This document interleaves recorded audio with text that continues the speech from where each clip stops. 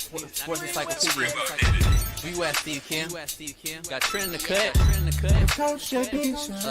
What are you? He's the best. Yeah. He's a master motivator. I'm a master motivator. I ain't no regular ass motivator. I'm a fucking master. Coaches tried to make practice so hard that the game was less intrusive. Like they coached you that way. Like people think, well, they were just yelling. No, they were trying to put you under stress and put you in under duress so that when you got in the game, you could mentally handle adversity. If you go through JUCO and you make it out of JUCO, you can make it anywhere. I respect the hell out of you to see that you're doing what you're doing and still doing what you're doing for real, the way you do it, man. From day one, you had the same enthusiasm. You keep the same enthusiasm, and it's fucking contagious. In my opinion, I think Shedeur Sanders is the best deep ball in college football. I don't think Can you just say something nice about Shedeur Sanders? I love talking ball. It's nice to connect with guys that are like-minded and just are real and genuine. And I'll proudly stand up next to you all. God bless America. You said belt to ass, T-Rich. You got the belt around you. Smitty and Jason Brown. Coach JB Show.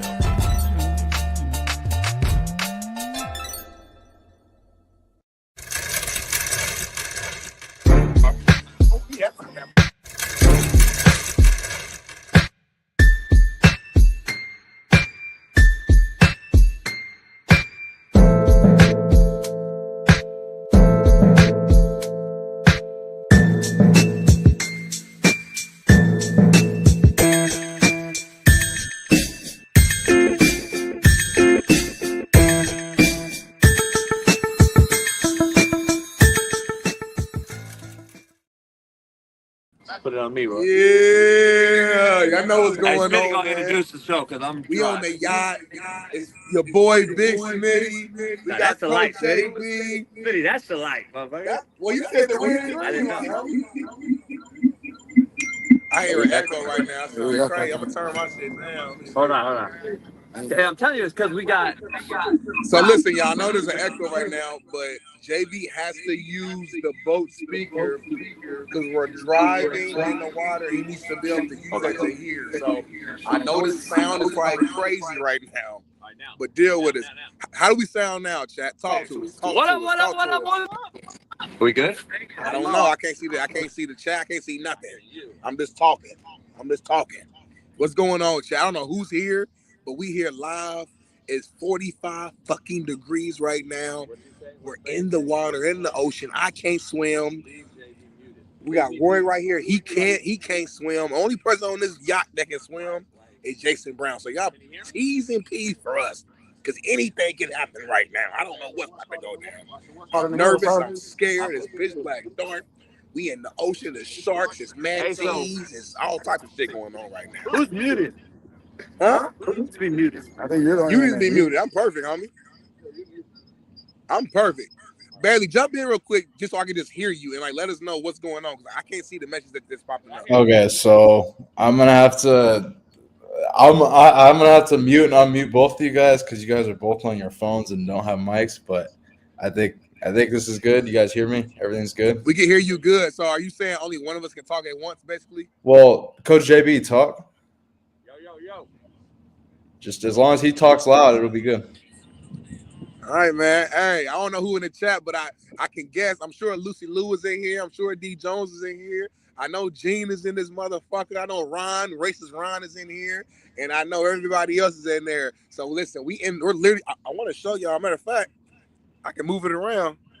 We are in the ocean. I cannot swim. There's sharks, dolphins, manatees, fucking Nemo's in this motherfucker. We got our boy.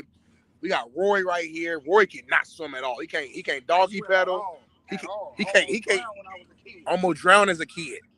So this is real. This is the real show on earth. Anything can happen right now, and y'all here live, and we appreciate y'all support. What do y'all want to see today? Let us know in the chat. We ain't even got no rundown today.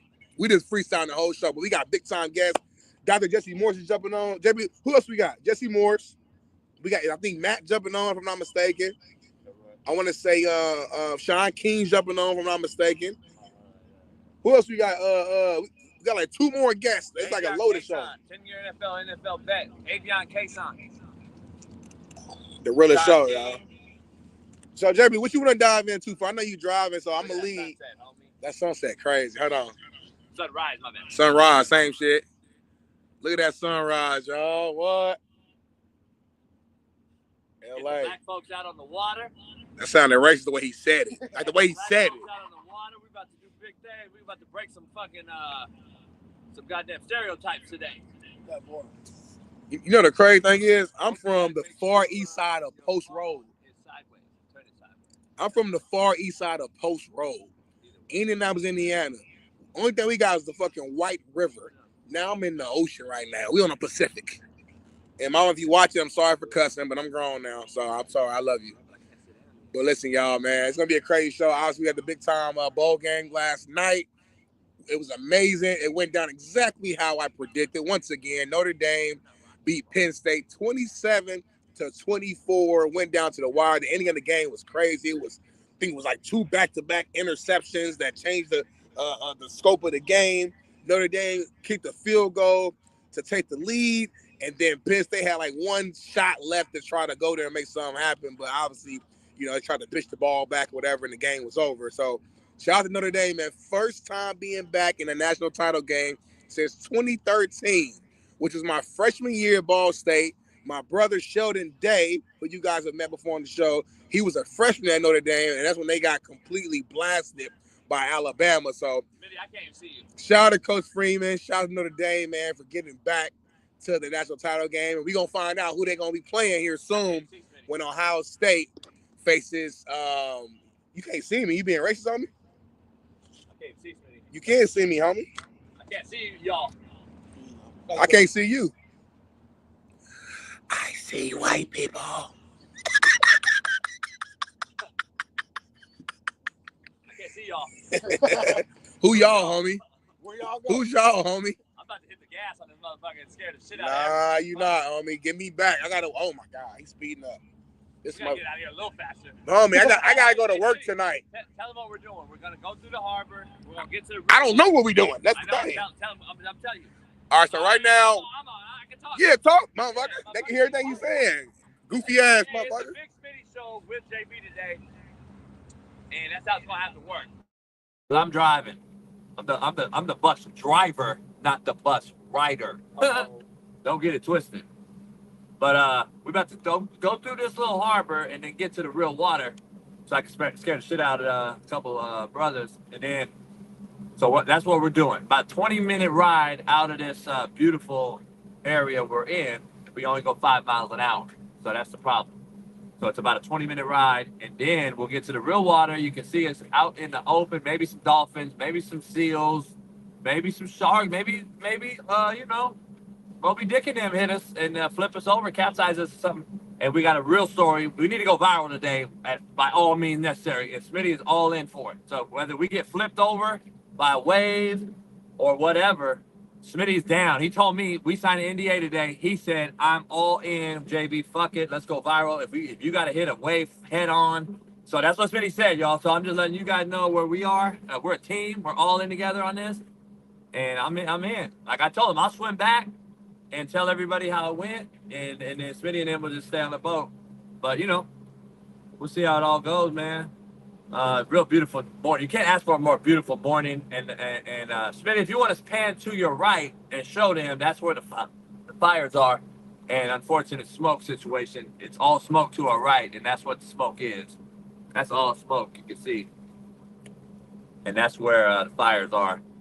And that's the day. But to start the show real quick, Notre Dame in that Penn State game, I think I said to everybody yesterday, contrary to belief, and I want to just make sure that everybody is clear, did I not say take the over on BetUS? I just want to be clear. See, some of you motherfuckers need to start listening to the real football person on the show. I told you, take the over. Smitty and Bailey said take the under. That's why the promo code says Coach JB. You better start using that motherfucker, because last I checked, it hit the over. But anyway, Smitty's here. Can't appreciate him for joining us today on the boat, on the yacht. And we're going to take a video of this right here, Roy. I don't know if Smitty could come over here and pan this, but it says right here, the yacht certification is right there, Roy. Nobody can see, but Smitty gonna have to do this for all the fucking haters out there, because it's a viral thing. It's a real known thing. What does that say right there, Smitty, down there? What does that say? It says yacht certification. Oh, I'm just making sure. Did they put a yacht certification on a boat? Fuck no. Fuck no. Thank you. Just throwing that out there. I want to make sure everybody's clear on what we got going here. It's not a boat. Smitty just got up and walked 20 feet. Long ass walk. So I'm just, and there's still another 20 feet behind us. Shout out to somebody that just dropped a dub? C notes right now. It's C note Friday. We need 20 C notes right now. It's Friday. I know y'all got paid. We on the yacht for y'all. You want to tell them you were scared? You and Roy was scared because the left side of the port engine was... So listen, so we get all the way here, right? First of all, we get up at 3:30 in the morning to get out here. You know, JB got donuts, coffee, the whole nine. We're all excited. We get on the yacht. We're getting set up. First of all, JB says, "Oh fuck!" I said, "What happened?" "I forgot the mics at home." I said, "Oh, so we can't do the show?" What is that headed right to us? Oh shit! Oh! I'm about to run it over, homie. That's a seal. That's a big motherfucker too. He was headed right at me. Oh shit! I think I hit it with fucking engine. Did you just kill it? See, that's why I don't like being. That's why black people ain't supposed to be on these. Anyway, y'all. Did you get on video, Smitty?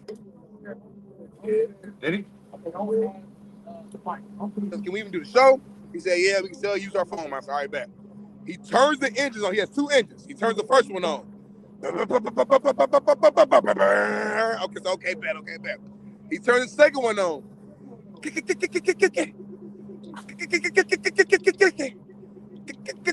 said, "Oh shit!" And then JB's on his hands and knees, paws, trying to mess with wire. He don't know how to fix cars. Definitely not a yacht. I'm a mechanic. Playing around with a wire. Is it running or not? And out of nowhere, he. I said, "I don't know. We should take off the damn the dock, because I do not want to end up in the middle of this motherfucker and we stuck and we can't go nowhere.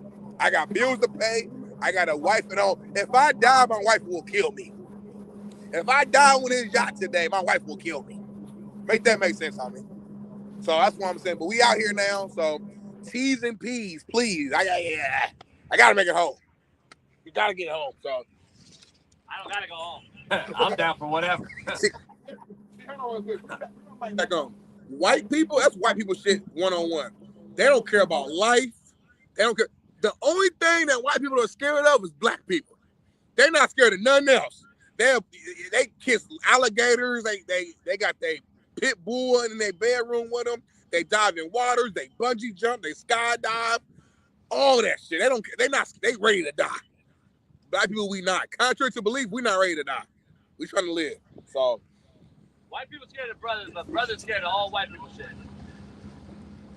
Mm-hmm. Yep. No argument. That's real BPS. Oh, shout out to Chris DeBono. Sorry, not a hundy. Enjoy the trip. I'd have a couple in me by now, enjoying life. Appreciate you, Chris. Max Hess, me, I'll drop 200 for you to jump in. Happy Friday.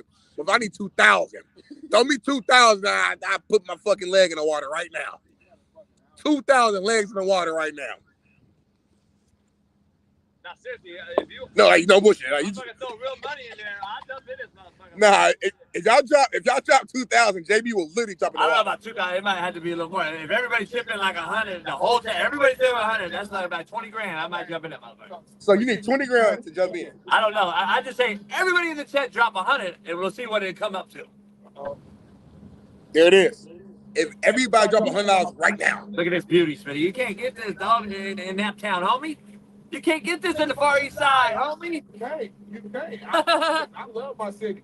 My city built. It may be Ford tough, but I'm not gonna lie. I mean, you can't see this. That's why I love LA. It's my new home. Lord have mercy. I'm trying to get out of here now. You said what, homie? I'm trying to get the fuck up out of here now. It's fucking Newsom ruined this motherfucker. All this beauty and Newsom trying to fuck it off. God. You quit. You giving up on your city, homie. Sound soft to me, sound weak. What you're doing right now is the same thing these kids in the new generation are doing at the college level. You're entering the transfer portal. Coach JB is entering the transfer portal and trying to move out the city because he's scared of change and he doesn't know how to fight it. You said the coaches can leave, homie. I thought you said the coaches can leave if we want to do, homie. You said the kids leave, why not the coaches? You don't say that. You complain about motherfuckers transferring and leaving and being soft. I'm doing what y'all do. So you're a follower. You know, Mina Kimes likes, she endorsed our mayor, homie, this fucking woke joke mayor of ours that's burned down the city. You know, Mina Kimes is her homegirl, right? Just throwing that out there. Garcetti? No, the broad. Yeah, I forgot Garcetti gone. Come on, shorty. So what, JB? Growing up, politics, we could all believe in whatever we believe in. Tell me, say something else. Say something else. Say something else. I'll hit this motherfucker. I'll hit this motherfucker at 4,000 RPM. I'll get to 4,000 RPMs on this motherfucker. You gotta say something else. Say something else. What I'm saying is, growing up, we could all believe in whatever we want to believe in, and it was okay. There was no issue. We could all believe in whatever we want to believe in, and there was no issue. Hey, Smitty, so look, that's Ballast Point. That's a beer bar. The one right here on the corner is Boathouse. It's the shark right here in the water, JB. Shark right here on the left. That's a shark. That's what's in the ocean, homie. I mean, that's not good, homie. What you talking about? Hey, Smitty, right there to the left, that building right here, that's Boathouse. It's another spot you need to take your girl to. I'm taking her everywhere tonight. Every spot you say, I'm going to going tonight. It's cold as hell. The engine sounds lovely, bro. You hear them motherfuckers when I hit that little whoop, whoop, whoop? God damn. By the way, they don't know there's 1,000 horsepower on this. 2 500 horsepower Merc cruisers. Basically, they're small block Chevys is what they are.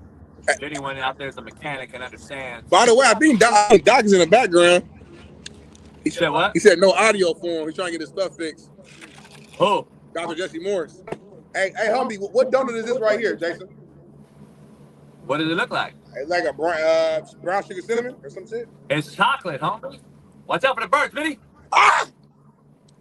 Hey, that's a chocolate old fashioned, homie. Fire. God damn, homie, you don't know about real OG donuts, homie? From the hood? What?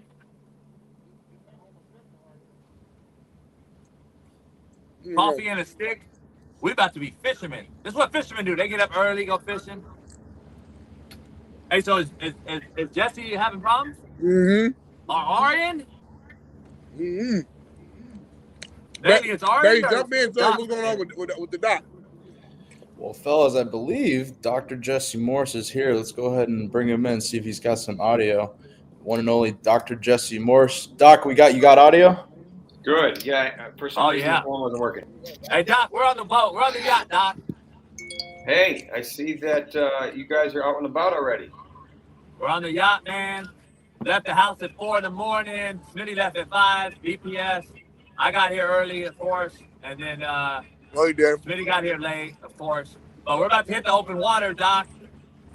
Where we at? Where we at with Jalen Hurts? Past it. He should be good to go. Fuck. Okay. He had a full practice yesterday. No things that we heard of.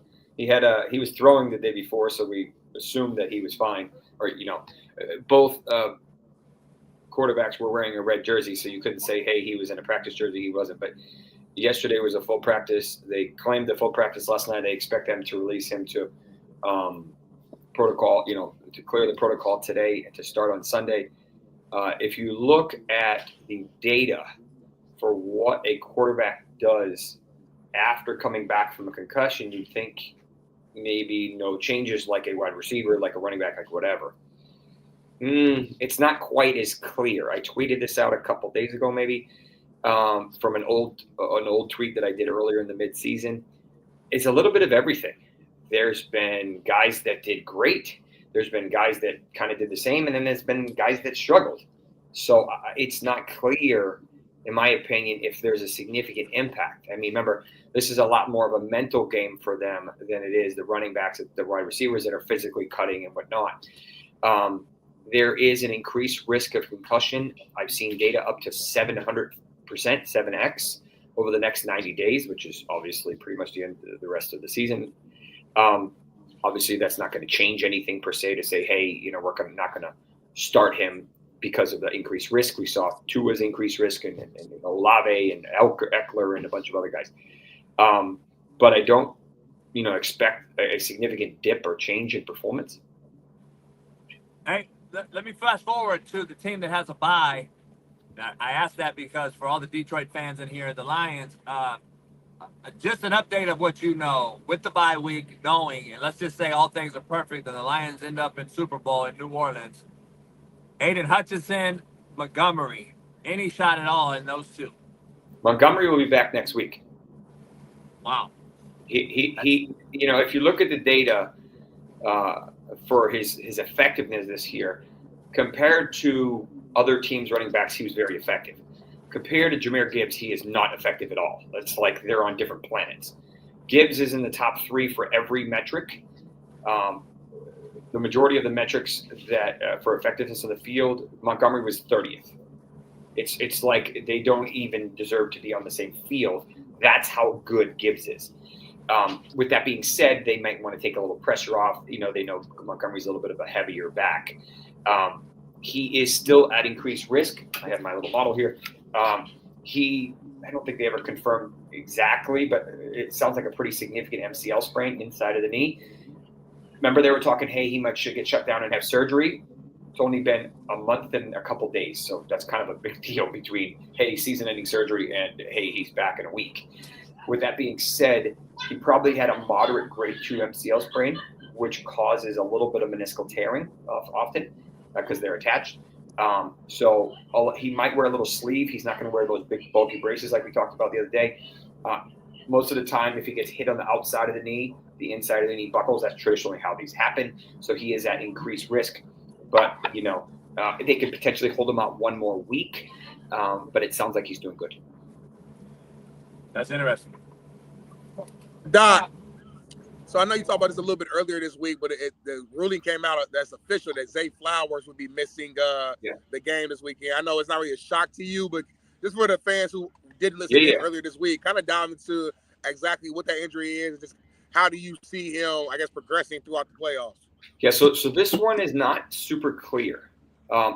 When I saw the initial video of the play, I was like, I don't like the way it happened. It was kind of a posterior view. His right leg kind of gave out a little bit, and you're like, oh, what happened?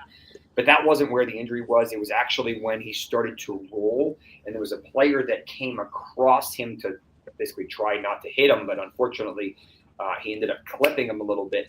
It's not super clear what happened.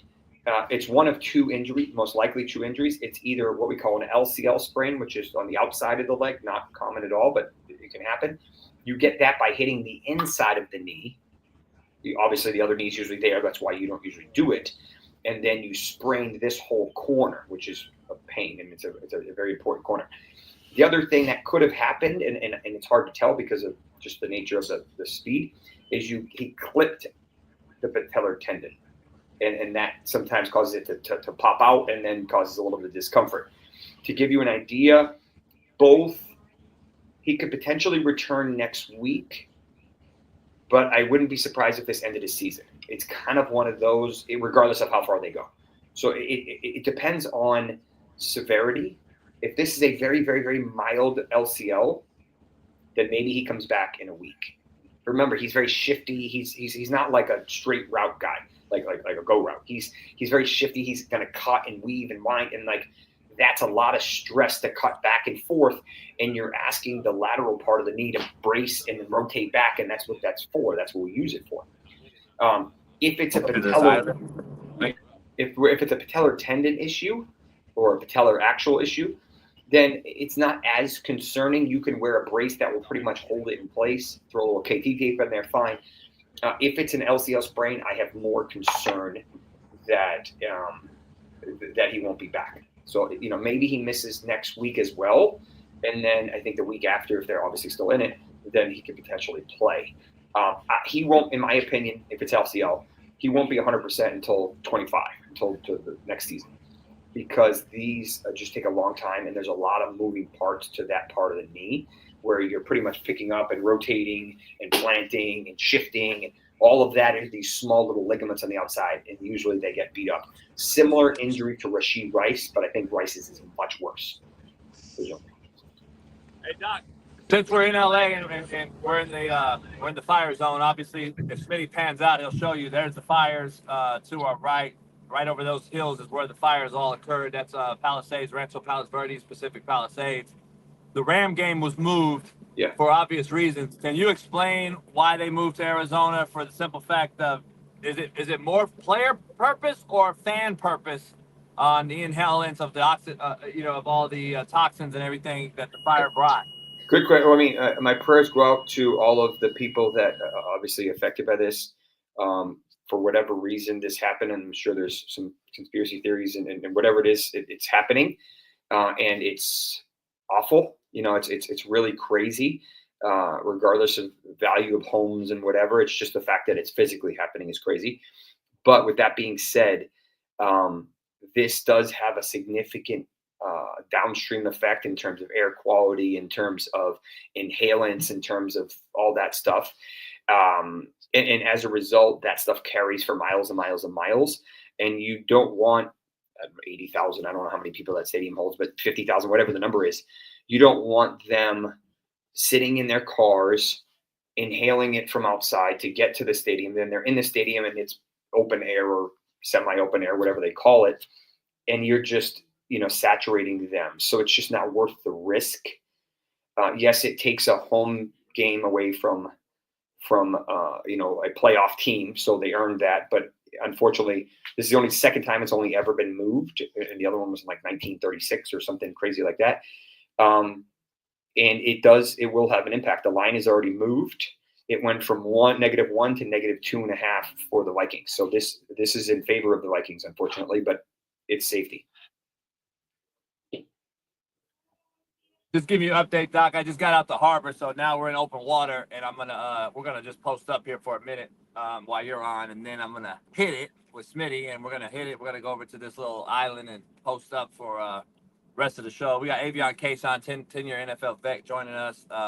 Shaun King, Super Bowl champ, obviously, and then Big Matt McChesney joins us. So we got a lot going on. The Notre Dame game was last night. College football game tonight. I don't know if you have any update or do you follow? I know you don't do college as much. You do cover though.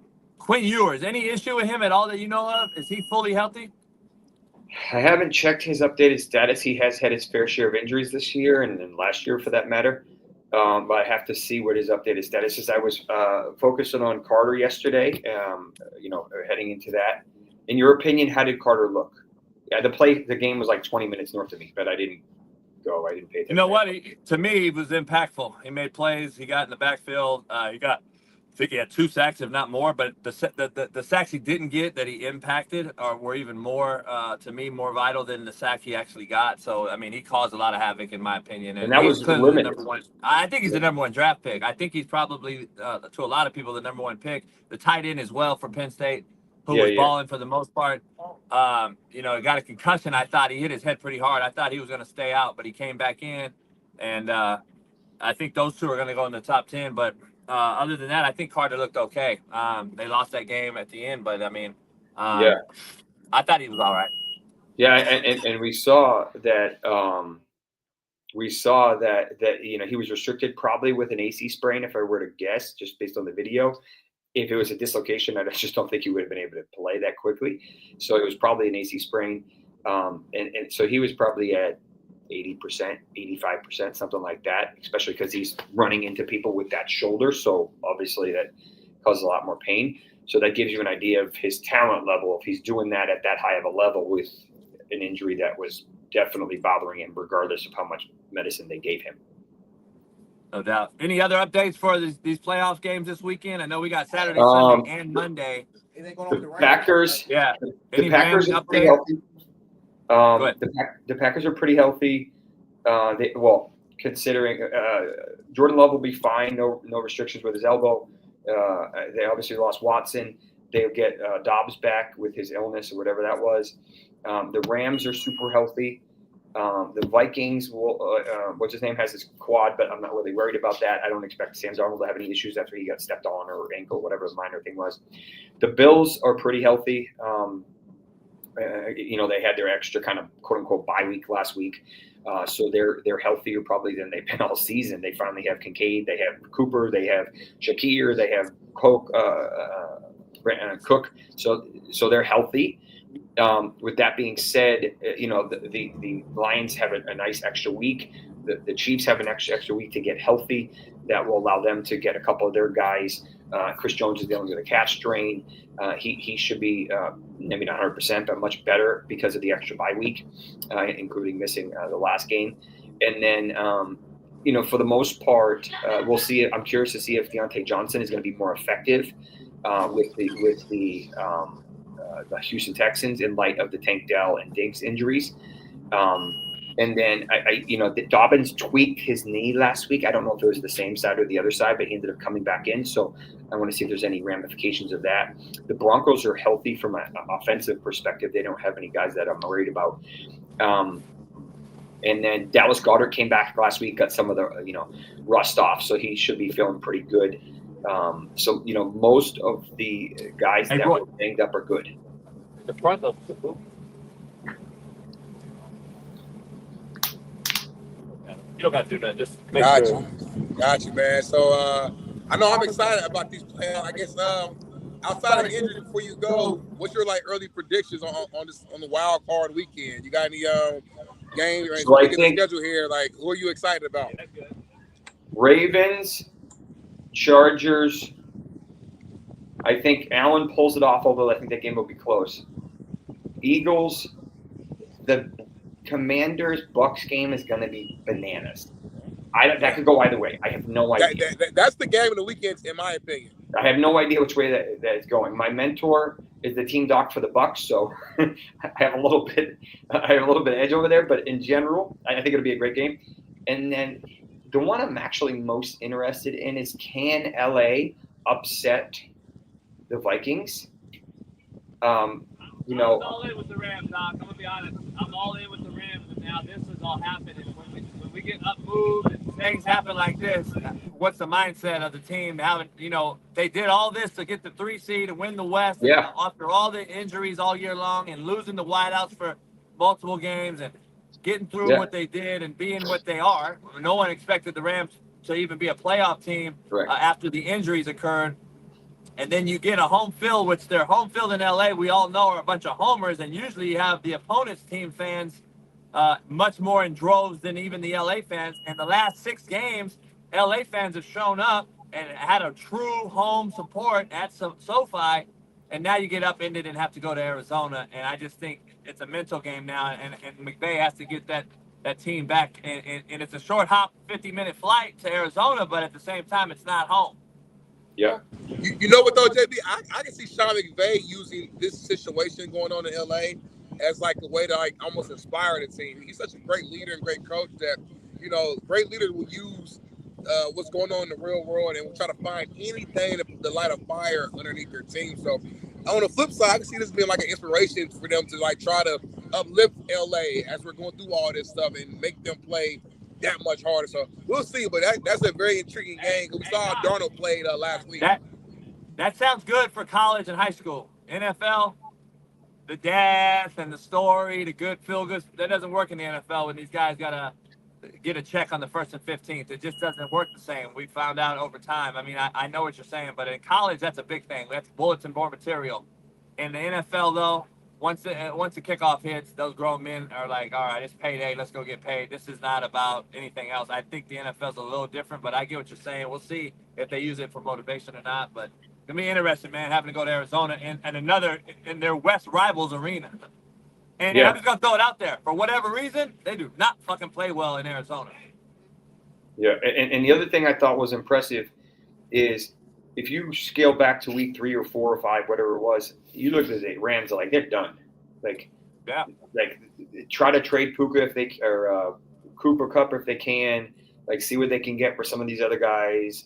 They don't really have a chance. They didn't know when Puka was coming back, and then all of a sudden they're got a home field. So it's like that was a hell of a turnaround. I think the rest of the NFC kind of made it happen for them. If he were there in the AFC, I just don't think it would have happened. It was kind of like the Bengals. Like, regardless how good they played, it was too late. It didn't matter. You know, but it you know, for the Rams, obviously it has. So good for them.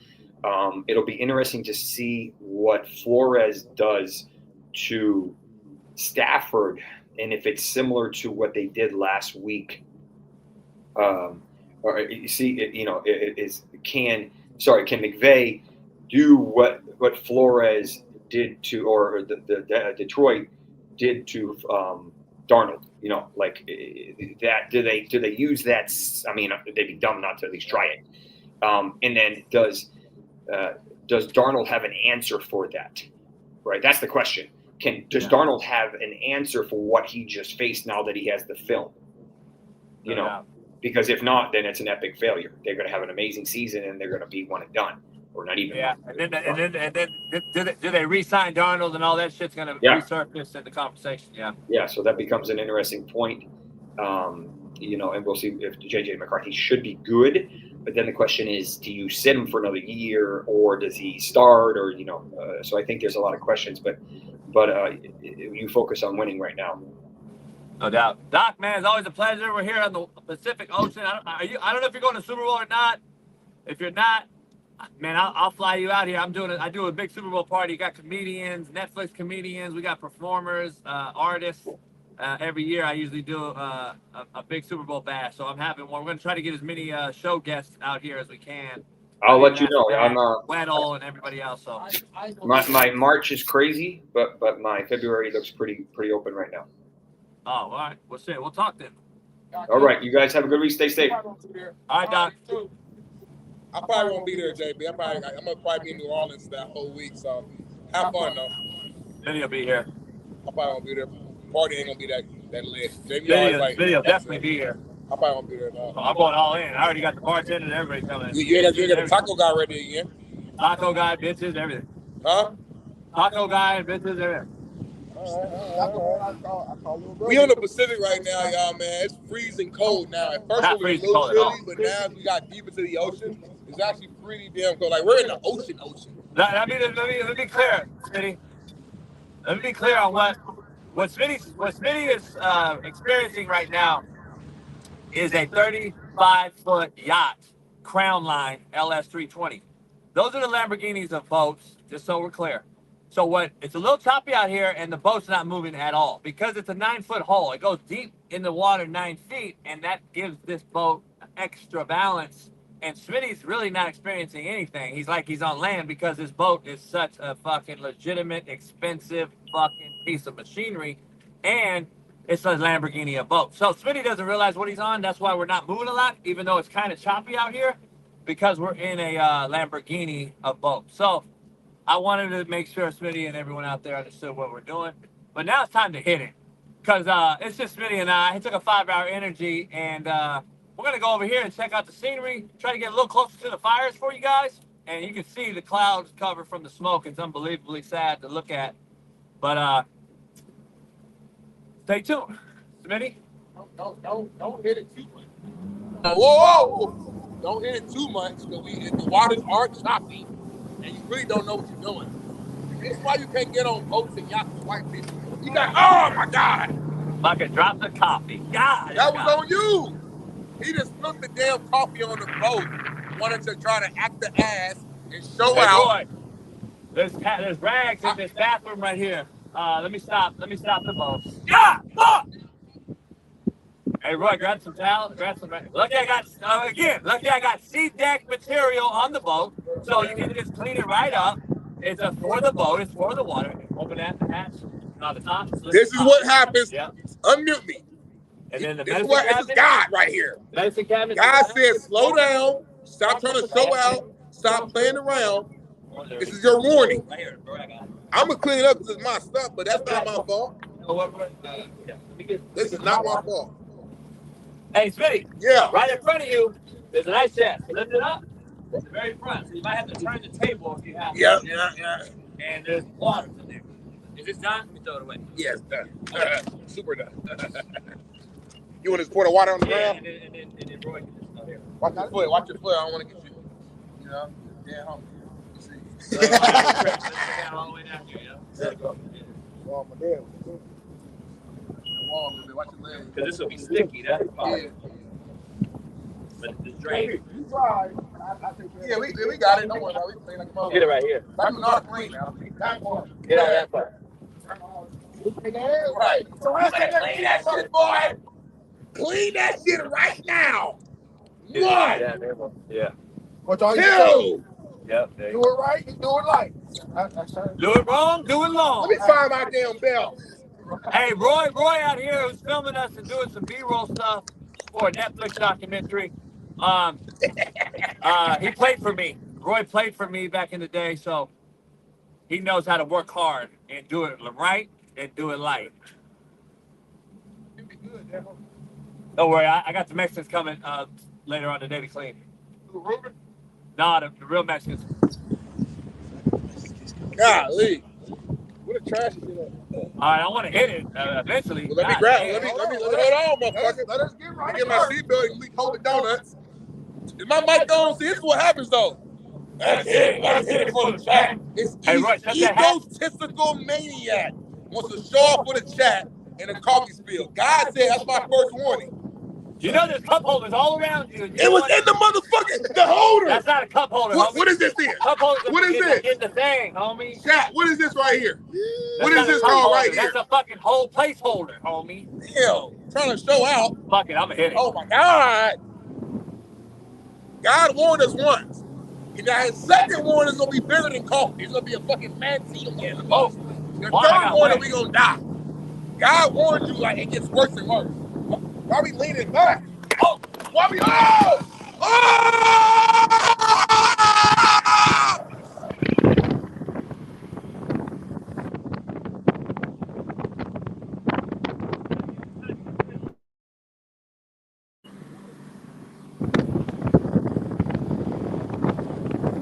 Hey, we only going 35, Smitty. This is the life. Na na na na na na na na. I'm about to hit it now, though. Now we're going 45. That's the yacht, homie. That's the yacht, homie. Oh shit, Roy, grab it.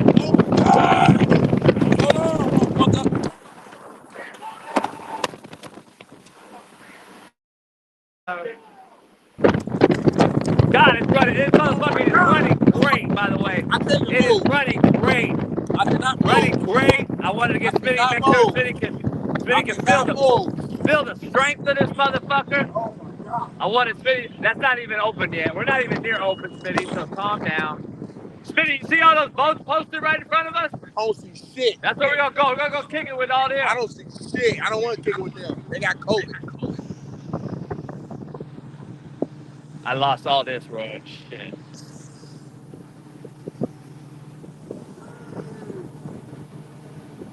All I need to do is get them those stickers.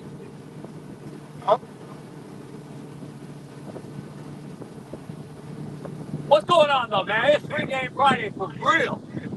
3-game Friday for real. We got BPS in the building. And what other show is this real? That's all I want to know. What other show is this organic and real? No, nobody, nothing. I got Smitty out of his comfort zone. This how you mold young men and turn them into grown folks, right in front of your very eyes. You gotta do white people shit sometimes, man. White people will bring that out in you. White people will bring that out. That's one of the peers thing. That's one of the peers right there. Let's go say hi to the white folks. Go say hi to the white folks, Smitty. I don't like y'all. Hey, Smitty. I don't like y'all. Hey, Smitty, now here's the thing. White folks, they don't play about their vote now. They'll tell me, slow down, you giving us too much weight. I shut the fuck up. I'll fucking turn, I'll go full speed through this motherfucker. I actually agree with them on that, though. I actually agree with the white folks on that. See, JB too immature to have a yacht. You like to play around and shit. So we just went 60 miles per hour, and it's -10 out in LA. I'm All right, Manny, freezing. what's on the rundown? Manny, put some comments on the chat. I want to put the funniest comments on the screen. I want to see some comments here, son. I can't I'll see put some comments. comments on the screen, and then you guys are gonna give your predictions for Ohio State and Texas and preview the game. Is that game tonight? Yeah. All right, man. So listen, we got Ohio. First of all, thanks, man. We got Ohio State. We got Texas. 2 blue blood programs. 2 coaches in Sarkisian and Ryan Day who have a ton of pressure on them to go out here and win. They've both been in the program for years now. They have super talented teams, probably the 2 most talented teams left. And there's a lot of pressure to go out here and win, especially Ryan Day. I think Ryan Day has more pressure on him for the simple fact that he's lost to Michigan again. It's been back-to-back years. He has not won a natty since he's taken over. Last natty that was won is when they had Urban Meyer. So I think there's actually more pressure on Ryan Day, but I think it's going to be a hell of a game, man. There's so much NFL talent on the field on both sides, man. It's going to go down to the wire again, but I just think when it's all said and done, I think Ohio State has more Jimmys and Joes. And I just think that Jeremiah Smith, Will Howard, who's actually showed up and showed out in the last game, got his confidence going, and just that overall, that offense firepower and that NFL firepower across both sides of the ball for Ohio State is going to be too much for Texas in the end, and you're going to see Ohio State face off against Notre Dame, as I've been predicting, in the national title game. And like I said, this will prove my point in that the playoff system works and is needed and is necessary, because a team like Ohio State wouldn't have even made the playoffs if it was the old school way. So I'm happy that we're able to give a team like Ohio State a second chance, so to speak, to go out here, kind of right their wrongs and prove to the world that they are great, because they're showing it right now. Let's get everybody in the playoffs. Hey, real quick, somebody in the comments, man. Make my screen big. I'm gonna look to the side, y'all, and take some screenshots and like send me the picture in the Discord or somewhere so I can post it. All right, 1, 2, 3.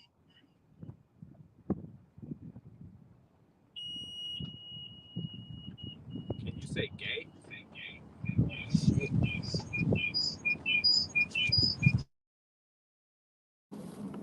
I appreciate y'all. Can you say gay? A gay? Appreciate y'all. Send those to me either on Instagram. Who does selfies? Or whatever. What dude does selfies? I hope a wave comes. I hope a big ass wave comes. It's getting choppy right here. I hope a big ass wave comes. I hope a big ass wave comes, homie. I want to get this motherfucker spooked today. I got to scare the fuck out of this motherfucker today. I'm actually ready to head back. You can't tell me you're not enjoying this real shit. Enjoying it like 2 days. Why are you scared though? Why are you scared then? I'm scared. I've experienced it. We haven't even done nothing. We haven't even done nothing yet. We haven't even gone fast. Homie, we're not even in the real shit. Back now. Fuck. I thought I had a ride or die fucking co-host, not a goddamn. What's your opinion on what's your prediction on tonight's game? We got Ohio State, we got Texas. What's your opinion, Coach JB? We're in 55 feet of water. I want to anchor right here. But I want to go, I could go in there and it would be a lot calmer. It won't even do this right here. Stay where we at. But I want to go in there with the white folks. No. There's money in there, homie. God damn, Smitty. Boy, this motherfucker don't understand. Money at. Yeah, god damn, homie. Shout out to another $20 holler, whoever that was.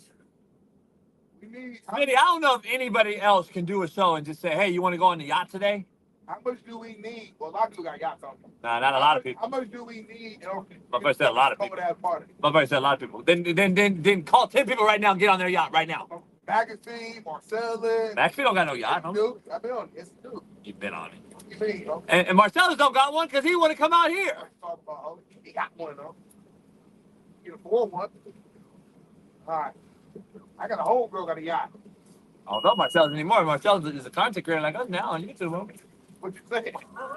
What you saying? I might make more than Marcellus now. Shout out to Marcellus. No, I just talked to Marcellus. I didn't say that.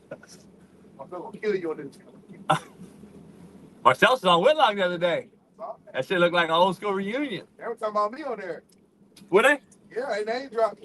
Did they? Yeah, I sent them to you. Yeah. What'd they say? Betty saw it. Jason was always talking about the old Nice show. butt. He was saying how great it was, and he was talking about me, and like he was saying like, man, like He wasn't talking about he you. was saying like his only regret, I think, like that Wait. show was growing faster than any other show on the network. Was it? By the actual numbers at that time. Yeah. And he would have said that like Because at least it was a real show. we didn't get a chance to see the full. Yeah. Full of what it would be. You know what happened though? You want to be real? Here's my take. If I went on Whitlock Bailey, the shit went downhill and they tried to get rid of him when they had me on. Right after I came on, that shit was over because that was too real. I broke the real fucking internet. They was like, oh shit, we can't have these motherfucking type of cats on. You know what's funny? I'm glad you brought that up. Hold on, Smitty, get fellas, on this hold boat, right? Get on this, whatever Fellas. this is. All right, get over. What up, Bailey?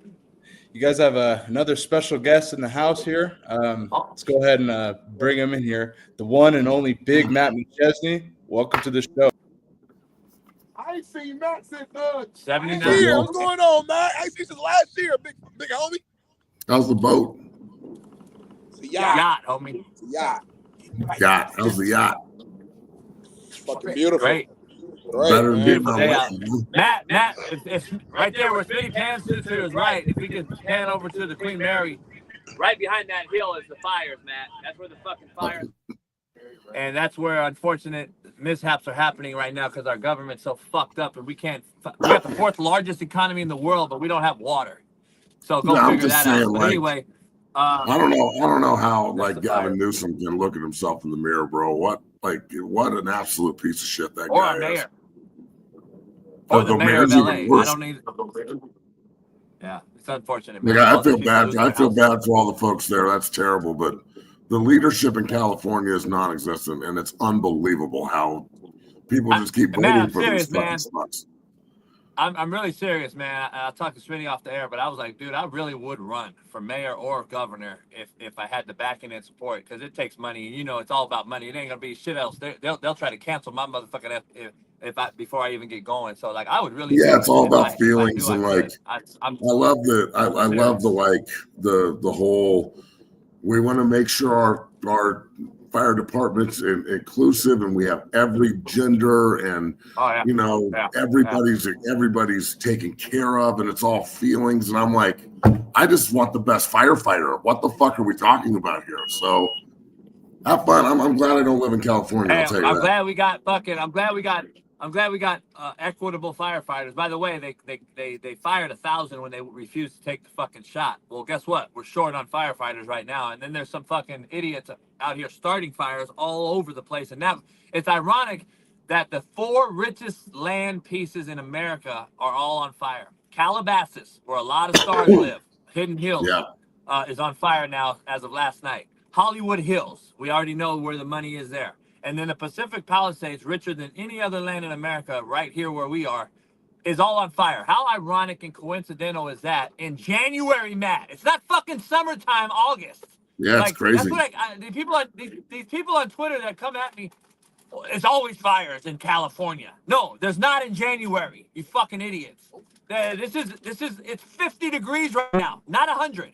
Like, this is unbelievable, man, and it's not coincidental in my opinion. Smitty, right there, you see the smoke coming off that fire right there. Yeah, it's really Literally too a bad, fire bro. right All here. the people affected, and then all the policies that led to this, and the lack of water and no reservoirs. And I mean, I'm just obviously going off what I see on social media and talking to you and my buddies that live out there and shit. But bro, it's as bad as I've ever seen it, and I just can't. Like, I feel bad for the folks there, bro. Like, I can't believe Gavin Newsom had the audacity to go on and say, like, well, you're just going to have to figure it out. Or the president, I've called the president 5 times, and he hasn't called me back. I don't have social rights, too. Come on, what are we talking about? He was just with you, motherfucker, liar. Like, it's just unbelievable. You know, I do know that the firefighters, on ground, from their perspective, I know they're doing everything they can. Yeah, I feel bad for them too. Like, underfunded, understaffed. Yep. Like, I know there's firefighters who are actually wanting to call in for overtime to like help, but they don't have like enough trucks because they have a lot of trucks that are in repair.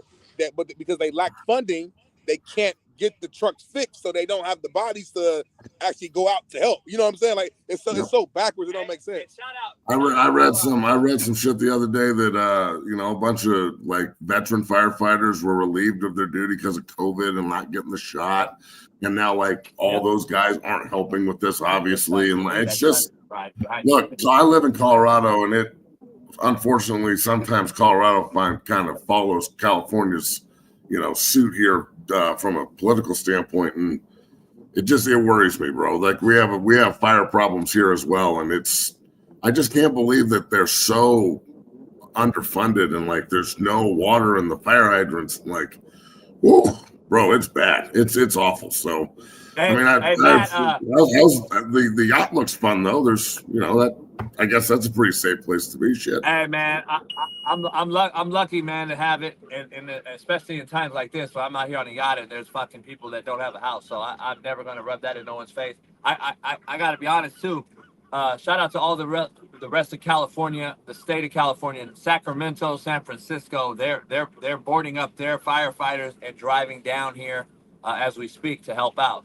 And I even heard New York firefighters and other places are coming, because I know California firefighters in New York are real tight because they went out to 9/11 from here, and I think New York's coming out here now to help out. It's that serious. 6% is contained, Matt. We just got new fire started, and this is a couple month long firefight we're in right now, and it's unfortunate, and the winds right now, Matt, here right now are okay, but it's going to get up to 25 miles an hour here in Long Beach later in the afternoon. And it was 65, 70 miles an hour in Calabasas this morning. I mean, what do you think about all the conspiracy theories and evidence cover-ups and tunnels and, like, bro, there's a lot of shit going out there. There's a lot of shit going on, and it's crazy. It's crazy because Florida is freezing right now. I've never seen that. So half the country is ice, half the country's on fire. And it's like crazy. It's crazy times. But I know this. I was telling Smitty yesterday on the show, we had the first underground train system in America in the 20s here in LA. It still exists underground. We have trains that are still down there. And we shut them down in the 30s, 40s, 50s. And there's a reason why there's so much traffic here. That was to eliminate it. And it did help for a while because we already had a traffic issue in LA in the 20s. So we had underground system and we've aborted it years ago. And then you hear these conspiracy theories that the Getty Center and all of these Playboy Mansion tunnels that lead to Pacific Palisades where the fires were. And you're like, well, why do we use the tunnels then? Well, that's where the trains are. And I'm like, I hate to use the conspiracy, but I'm just like, it's crazy that's really out there though. But I it is what it is. But damn, man, it's just so fucking crazy that all this is happening right now. And it's all ironic that it's happening before a certain guy gets elected and put in office. I'm just saying, Gavin Newsom needs to resign, homie. It's time to. They called for it last night. What? Gavin Newsom needs to stay and fix it. That's what Gavin Newsom, not get off easy and resign. He needs to stay and change his fucking way of thinking and fix it. Because I don't know if you want him in charge, but that would be a worse punishment, in my opinion, than him just getting a free pass and walking away. Yeah, it's they put a vote in to recall him last night. They actually put in a letter, and they put in a recall letter in California, and same with the mayor. Listen, fires happen, and I understand natural disasters happen. At this point, it's basically been said this is not natural, and there's plenty of arsonists out here doing this, obviously, and they're saying that this is and there's no, we didn't put any plan in place, and you can clearly see that this is no leadership, because we gave $24 billion apparently was going to help homeless, and homeless has gotten worse, and we don't have any account management. We don't even know what the auditing came back, and they have no idea what the $24 billion is. But I know Gavin Newsom just bought a $13 million house. Newsom bought a $13 million house, though. How funny is that? Look, bro, there's just the gap between the people that have and the people that don't, has never been bigger. And look, I just think people are really fed up with the entire thing. And this is just another instance where people see how corrupt and how full of shit the government is. Like, look, I love the United States of America. It's a great place. I wouldn't want to live anywhere else. But goddamn, we got some big time corruption problems, and our government is a mess. And I really hope that the big guy comes in and really that does what he says he was going to do. So let's talk some football, man. I'm no fucking politician, but I can smell shit when a cow's standing next to me. That's for damn sure. Hey, so run the show playing there, man. We're gonna talk your talk. Run the show playing there, but like, let's talk about college football. First of all, what's your thoughts on last night's game, man? We had Notre Dame, Penn State went out to the wire. Notre Dame got the win by a field goal, man. I thought it was a great game, especially that second half. But what is your overall, I guess, thoughts on how the game went and Notre Dame getting the win? You know, I tweeted this last night, but Penn State had such an easy road to the national championship, and they fucked it up last night. And hats off to Notre Dame for getting the win. They came back. It turned into a hell of a football game. Look, dog, it was competitive. It was hard hitting. You know, the coaching was pretty good. I think James Franklin gets a lot of shit, but you don't not want him at Penn State. I mean, they're competitive every year and just won 2 playoff games. There's a lot of things that you can look at that you can not like, but I love Notre Dame's heart coming back, getting the win.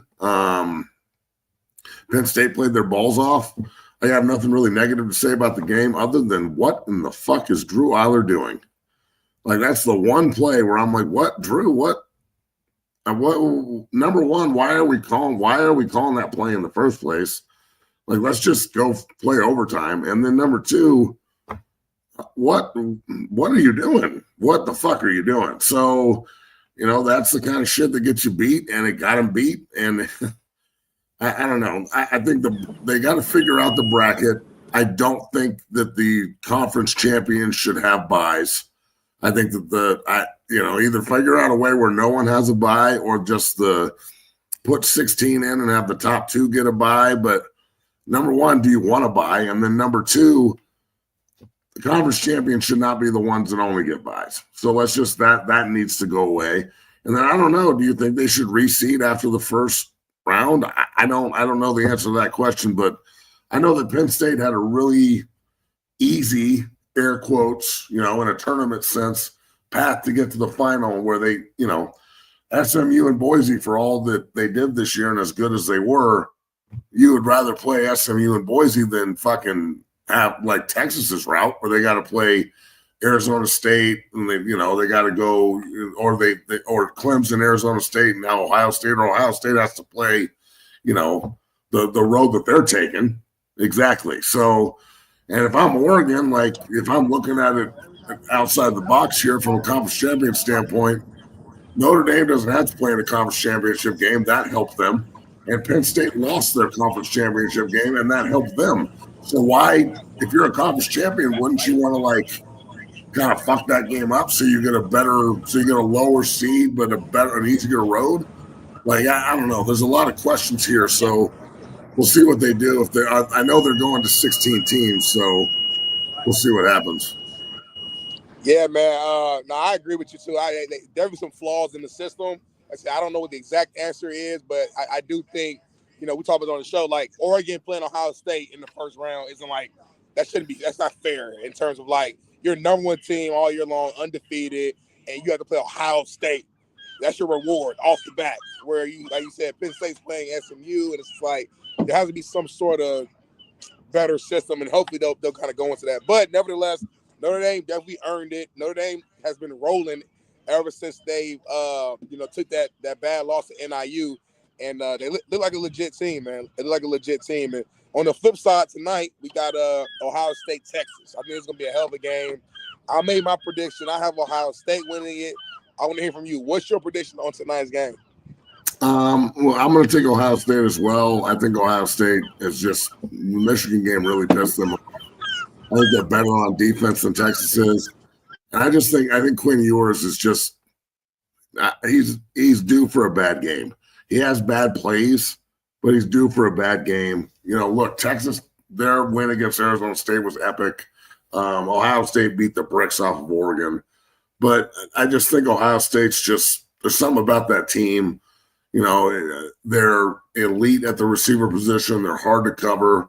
I just think it's going to be a barn burner. I think it's going to be a great game. I wouldn't be surprised if it goes into overtime, but I'll take Ohio State to beat Texas. And then, that Ohio State-Notre Dame national championship has the potential to be a stinker, but also has the potential to be a really good, hard-nosed football game, depending on what Notre Dame team shows up and what Ohio State or Texas team shows up. Hey, I got something. Listen, I'm a good friend with James Franklin. Been to many titty bars together. Good friend. Talked a lot football with him over the years. Good dude, right? I've known him for a long time. Throwing him under the bus. James will not deny it. But anyway, I'm sure his wife will love that one. Matt, he struggles in big games though, man. And listen, that's a game that goes to the finals. And you got to give your team a shot to play for overtime. There's 30 seconds, dog. Don't throw a pick in the middle of the football field. That is a coaching error. Play the game to overtime. You have the ball. And I'm all for gung ho and go get it and all that, but it's a tie game to go to overtime, to go to the finals in year one of the 12-team playoff. And we both agree they've had the easiest path.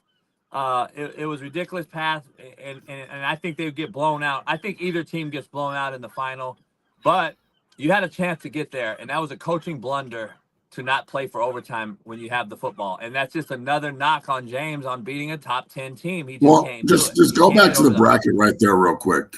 Look at how shitty the bottom of the bracket is. Like, let's just be real. The top of the bracket is Texas, Tennessee, Ohio State, Oregon, like Arizona State and Clemson. The bottom of the bracket is Boise, SMU, a backup quarterback at Georgia, Penn State, and Notre Dame. Like, the bottom of the bracket that's a pretty easy road if you're a good team. Let me ask you, take Ohio State and put them down there. Are they in the final? Yes. Take Texas and put them down there where Penn State is. Are they in the final? Yes. Take Tennessee, sorry ass, and put them at the 6. Do you think they get by SMU and Boise? Yeah. You don't think Tennessee beats SMU? Yeah, they beat all of them. Here's the thing, man. Well, that's what I'm saying. Like, Oregon, take Oregon and put them at the 6th seed, and they're in the final. So, like, I just think that there's something's awry here, and they'll figure it out, or they won't. College football notoriously fucks everything up when it comes to how they do this. So I'm not surprised by anything. I'm on Wi-Fi.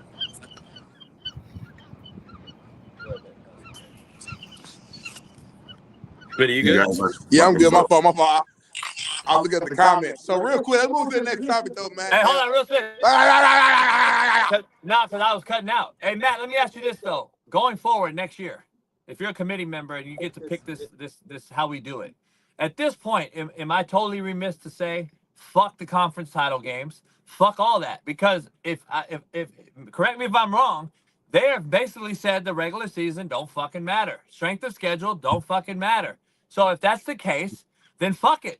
Then eliminate the conference title, and in the loser of the conference championship game, you're not going to get in the playoff. And you just go 1 through 12. And just go 1 through 12, and you would have had a much better scenario than you would have this year. SMU would have been out. Clemson would have been out. South Carolina probably would have got in. And I'm just looking at this, and I'm going to keep saying it. Clemson lost to Georgia to start the year. They lost to South Carolina in their own state, another SEC team, by the way. So they're 0-2 versus SEC at this point. And then they lost to a third SEC team in Texas in the playoffs. Clear as day. You can say what you want. The SEC's down if you want to say that and all that. Yeah, but the bottom line is these teams didn't belong.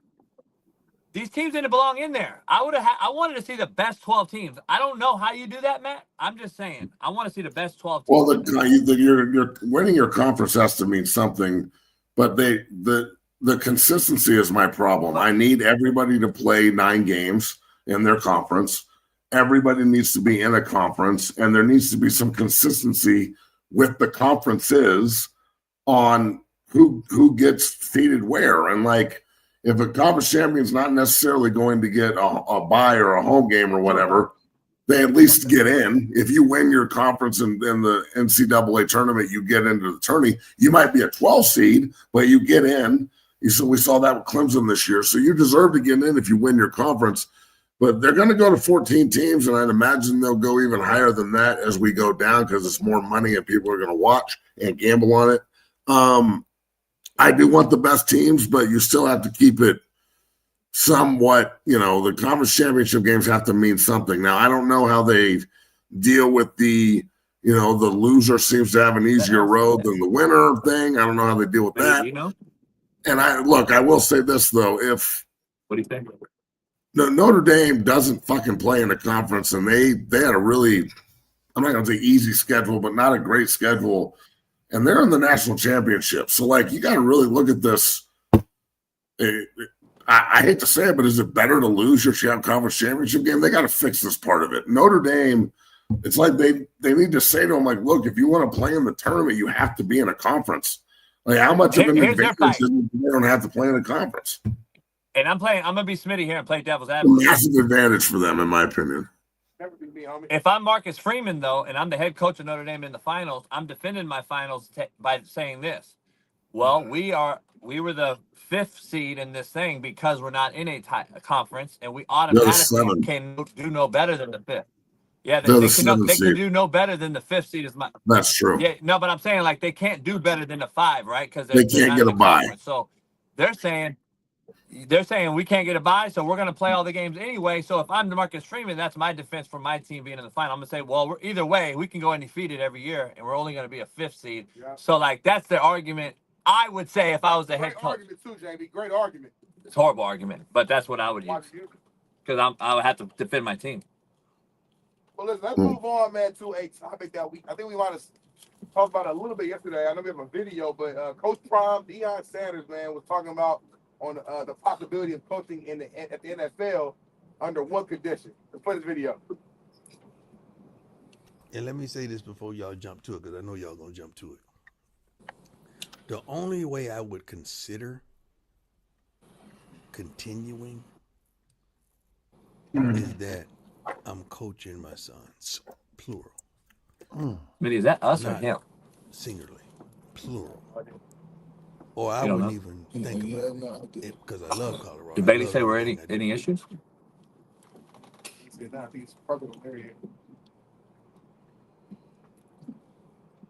Cut out on you guys there? What's? Yeah, you hear me? I can hear you. I can't hear Smitty to save my life.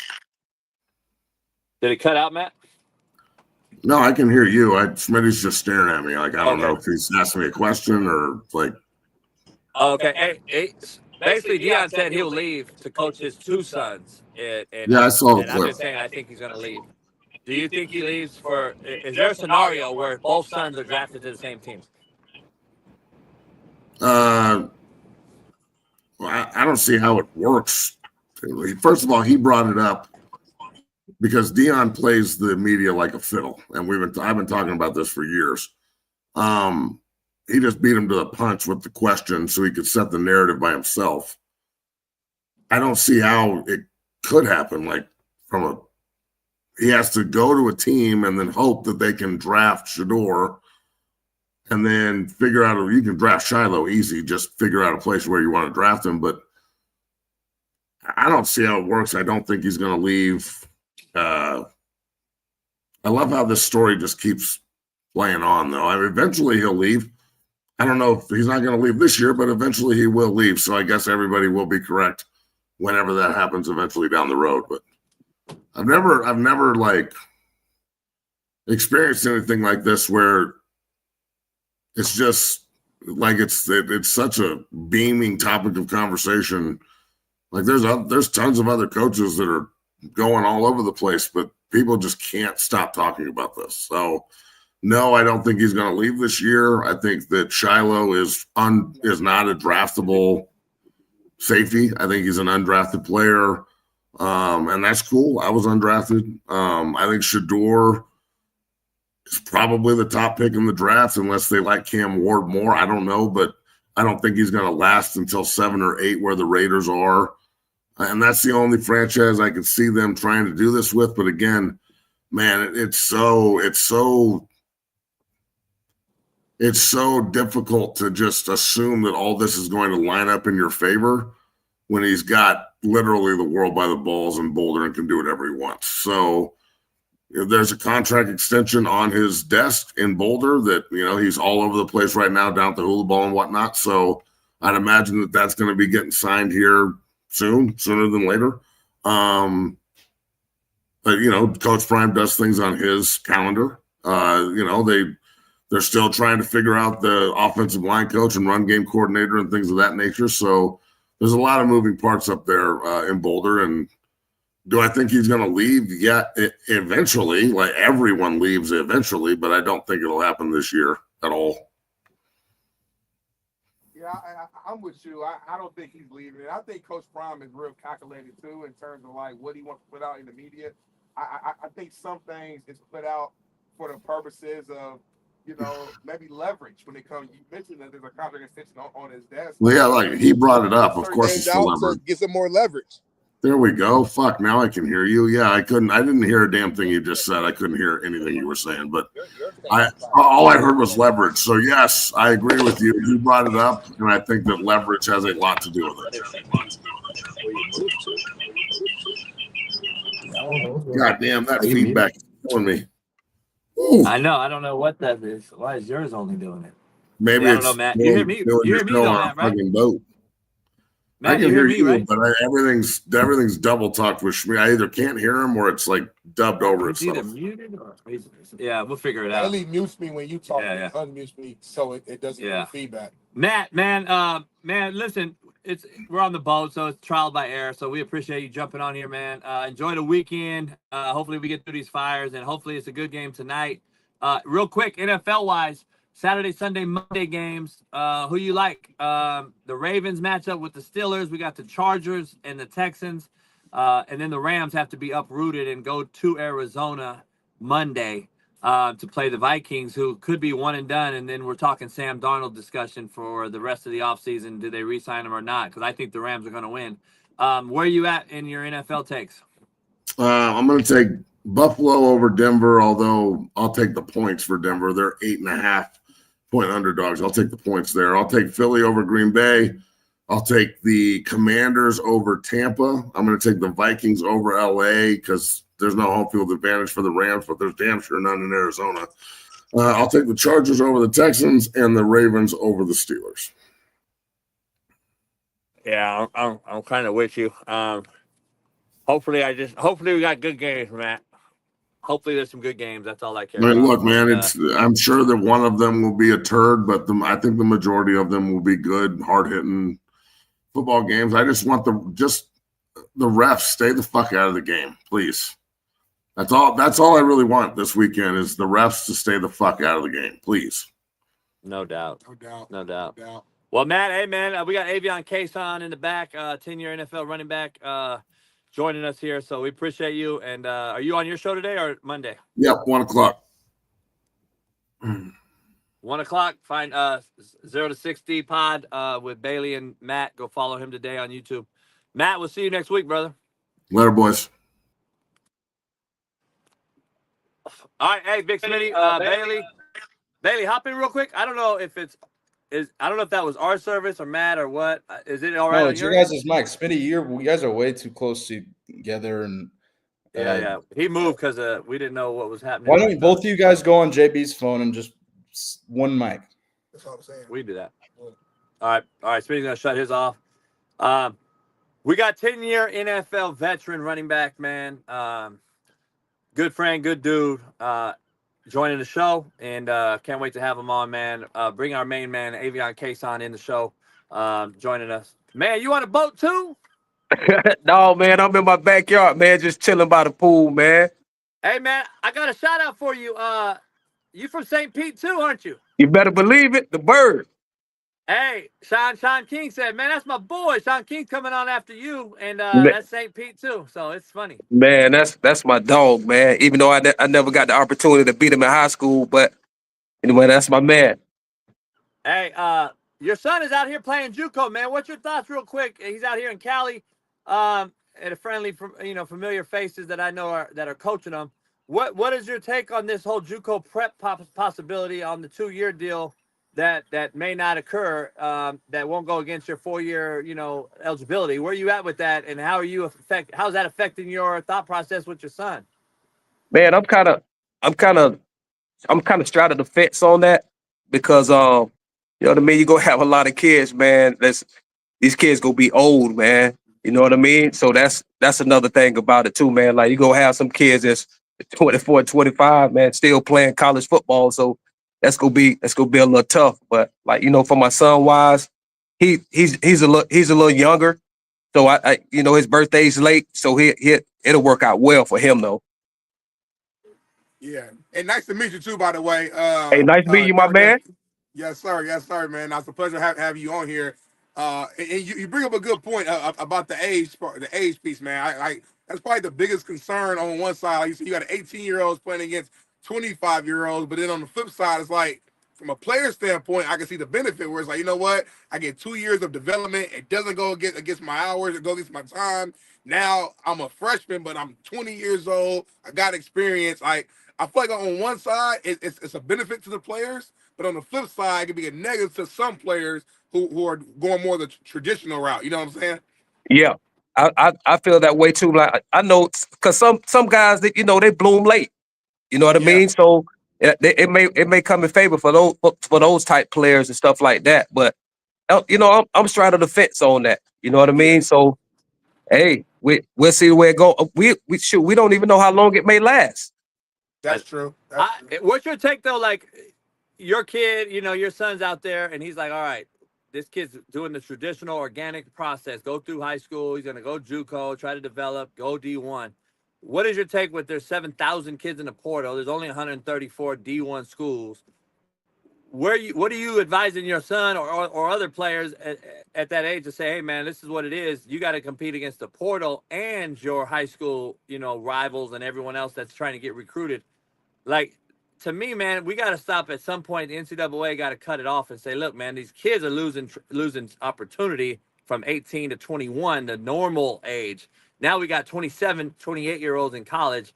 I just think that's is an NCAA issue that they got to address because there's no way this is going to get better before it gets worse. And we're going to have 27, 28-year-olds. And I don't know what you think, this is the reason the NFL quarterback play and other positions are failing, in my opinion, right now, and why it's so mediocre, because we're not developing no more. We're just staying longer.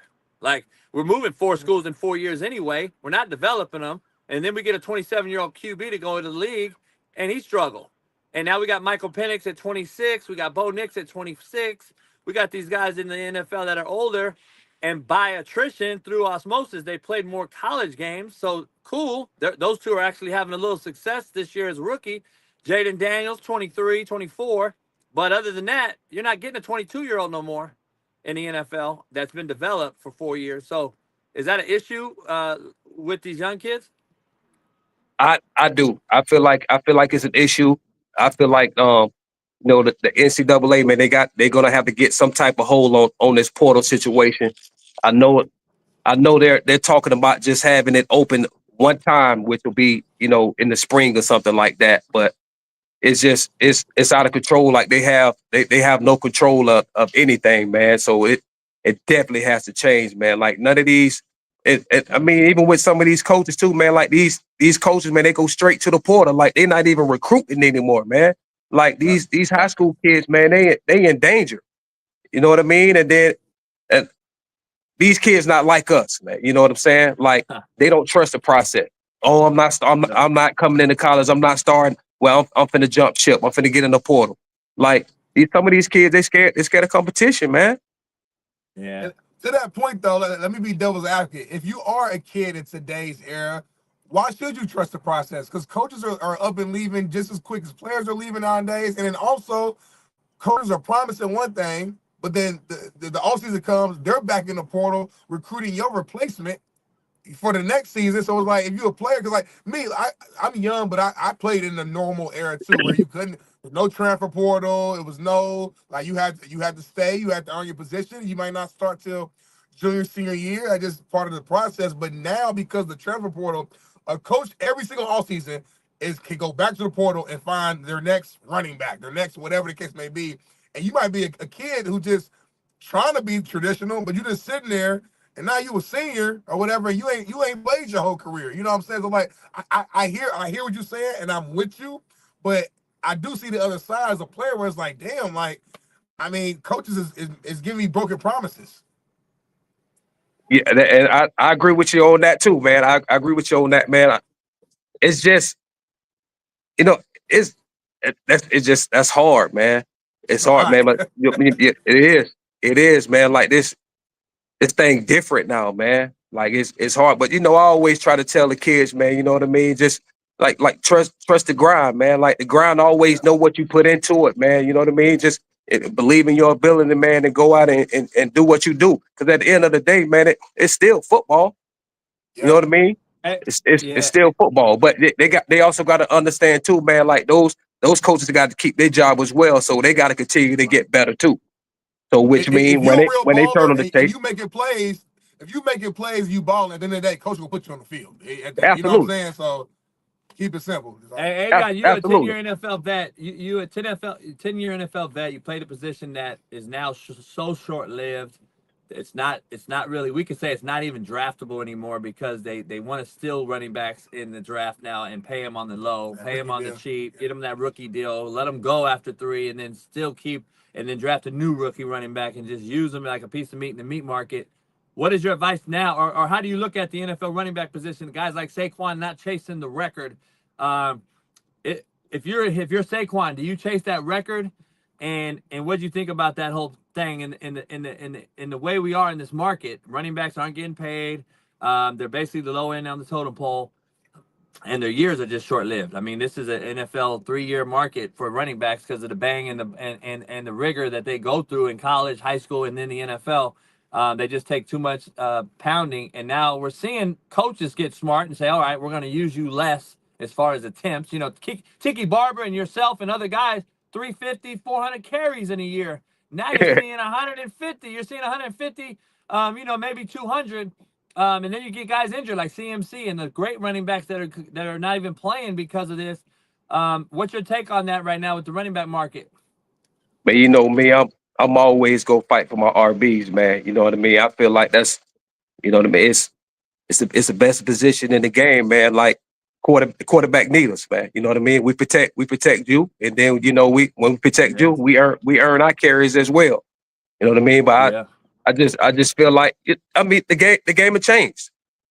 You know what I mean? Like when I played, man, like we had those guys that just go out and grind it out, or I'd be on another team where it was just, running back by committee. You know what I mean? It was always, the more you could do, it'll keep you on the field longer. You know, one thing though, like JB, he mentions like the running back market. I know a lot of talk. I want to say it was last offseason where, like you said, guys were fighting to get paid, and like the running backs were all coming together to like kind of, really talk about their worth. This year to me feels like it's been a big year for running backs. Obviously, we talk about Saquon. We talk about Derrick Henry, who also damn near had 2,000 yards. We're not even paying attention to like Josh Jacobs, but he had a big year. Kyron Williams. It feels like it was a resurgence almost of like running backs league wide, and it feels like it was just one of those years to where like going into next year, if you got some money on the line or your contract is up, the league gonna have to pay you because we found out this year how important running backs are. Saquon is vital to the Eagles' success. Derrick Henry, as much as I love Lamar, Derrick Henry has changed the game in terms of just the Ravens, and I think they're real Super Bowl contenders. And the list goes on and on. But like, do you kind of feel similar that like this year has been impactful for the running back position? I feel the same way. I feel the same way you feel. I feel like the running backs really, you know what I mean, boosted this thing up a lot, man, in the league, man, and they doing what I wanted them to do for a long time. You know what I mean? I'm upset that Saquon ain't play that game and go break that record. Because me being a competitor, I would have went and got that thing. And Avon, Super Bowls ain't guaranteed. Super Bowls ain't guaranteed. So like that was my whole thing. Like, what if Jalen Hurts don't play and the Eagles get bounced by the Packers in week 1? You are gonna regret this in 6 years. And Shaun King made a great point. Like, if I'm Saquon's agent and I need to market him, because this game is short-lived, Saquon probably got maybe 3-4 years maybe left, hopefully. After that, if I'm his agent, I want Saquon to be the face of Allstate or the face of whatever. It's easier to push, hey, man, you the fucking all-time leading rusher, single season rusher. Now it's like you're the second. You're the second Yeah. all-time. That ain't gonna be Yeah. the same when you selling these these corporate America guys. Absolutely. Like you want to settle for number 2? No, man.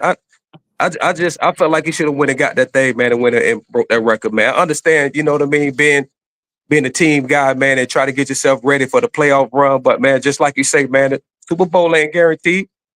You know what I mean? Next year ain't guaranteed either. Yeah. And it was against his old team. The Giants was against the Giants. Like, you could have wrote a better script than to break the all-time record after everything that went on this offseason. You had the middle of the season, the little hard knocks where the owner was putting out all the information and all the behind-the-scenes conversations about should we keep Saquon, if we shouldn't keep him. We know how that breakup kind of ended. It was kind of sour. Imagine breaking the record against the team that drafted you after that offseason. Like, I'm petty. I know you don't know me that well. I'm kind of petty. Maybe I'm childish. I like in that situation. Oh yeah, I'm going for it against my old team. Hey, Yeah, and let me ask I you, would have did it 'cause too. all these people hitting me. Yeah, and all these cats is hitting me up like, damn, JB, I would think you would like the humility now in today's, you preached it all the time and blah, blah, blah. I'm like, listen, individual players, I wanted them to be selfish, though, for me as the head coach, because that's the hungry ones. They want to win. They want to go out and do that shit.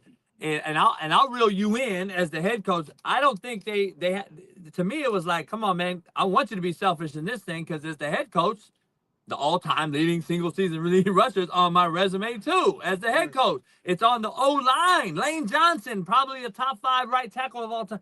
All these guys, the O-line could walk around and be like, man, we the all-time single-season O-line. Yeah. I just think there's a lot of things, and I get the humility part, and I know Saquon's a great, humble kid, but at that point, I'm like, I want you to get that award for the team, city of Philadelphia. There's just so many things involved. And like I said, who knows what happens this weekend with Green Bay? Green Bay is not a pushover. And if Jalen Hurts if they don't play A1, then now you're dependent on Saquon. And here's my take, and I don't know what you feel.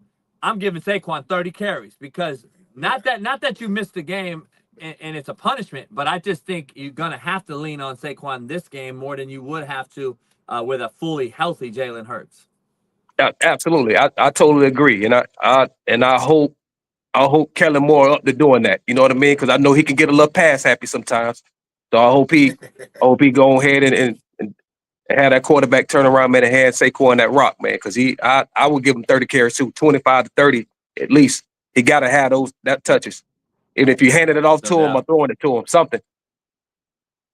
Let's talk about another running back real quick. I kind of loosely brought it up, but Derrick Henry and his impact that he's had with the Ravens, for a long part of the season, but we didn't know who was going to end up being this season's rushing leader, because Derrick, when Saquon was neck and neck, and then obviously Saquon kind of had a couple games where he took off a little bit more, and he kind of created some separation. But Derrick Henry, man, over the age of 30 and still running like he's 22 years old. What's your thoughts, I guess, A, on Derrick Henry and his impact at this age at the running back position, but then also B, just your overall view on just how dangerous the Baltimore Ravens are? Man, just the addition of having Derrick Henry, man, just makes the Ravens just a whole lot better team, man. You know what I mean? It's real different, man, with 22 back there, man. You know what I mean? And then, I mean, I expect that from Derrick Henry, man, doing what he do, man. Like, the man take so much good care of his body, man. The way he work out in the off season, you know what I mean? Like, it shows on the field. So, like, I expect those things from Derrick Henry, man, doing the things that he do, man. And play, hey, Florida boy, man, what you expect? You know what I mean? Real quick, I want to get your thoughts before you get out of here, man. Last night, Penn State Notre Dame game came down to the wire. Notre Dame pulls it out. They're in the final. They had a relatively easy path for a lot of argumentative standpoint. Penn State had the easiest path. They could have been in the final, I thought, if James Franklin plays for overtime. I think Penn State's O-line would have probably pushed them into the finals, but he threw a pick. It is what it is. Tonight's game, Ohio State, Texas, winner, play Notre Dame. Where you at with this tonight's game, and who wins it all? I'm going with Texas, man. I feel like Texas. I feel like they had the best defense in the college football playoff right now. To me, like, I feel that, and then they do got the best corners. And I gotta ride with my boy Tashard Choice too. another RB. You know what I mean? I'm pulling for him. I want him to win one. So I'm going Texas to be the national champion. Yep. Be the national champ. Ooh, Sark, Yep. Sark, my boy Sark I grew up with. He's gonna get it. We'll see. That'd be huge. Because his name's out there in NFL openings right now too. So it's gonna be interesting. I saw that. But yeah. Now, where you at in this NFL playoff thing before you get out of here? Ravens, Steelers. We'll just go one by one. Ravens, Steelers. It looks like you're leaning Ravens. Where you at with that game? Mike Tomlin's taking heat. He hasn't won a playoff game, in 14 tries and 8 years and all this other stuff. They lost, 3 or 4 games in a row? They've lost 4 in a row. 4 in a row. Yeah. Russell Wilson seems to be struggling a little bit. Now the rumblings are back. Do we play Justin Fields? Blah, blah. One of my former kids I recruited who's been on the show a few times, Patrick Queen, leads that defense. Steelers were great. I'm like, damn, they're a real contender for a while, and then they lose 4 in a row. How hard is it as an former NFL guy to know and say, man, we're reeling. We're 4 games losers in a row. Can you flip the switch and get a win in the playoffs now after losing 4 in a row, and then you have to play a rival, which Tomlin does really well against, by the way. They're 1-1 this year, and he's dominated Lamar head-to-head over the last 5 years. 8 games. But where you at with this game, Steelers-Ravens? Me, I think the Ravens are going to win that game. I just feel like, the Steelers are not going into it on the up and up right now, man. Like they struggling right now. You know what I mean? Of course, I don't like the things that they're saying about Mike Tomlin. I mean, hell, man, the guy's never had a losing season. So, you know what I mean? But I know you gotta win playoff games, man. You gotta win championships, man. But this week, man, I think they going home, man. The Ravens go win it all. Yeah, hey, when it come to wins and losses, man, hey, I've been on the worst. You know what I mean? Let's not forget, man. I was on that 0-16 team in Detroit. Ooh. Yeah, no doubt. So not to hop all over the place, but since you brought that up, how does it feel though? You were on the 0-16, team with Detroit. Now you flip it.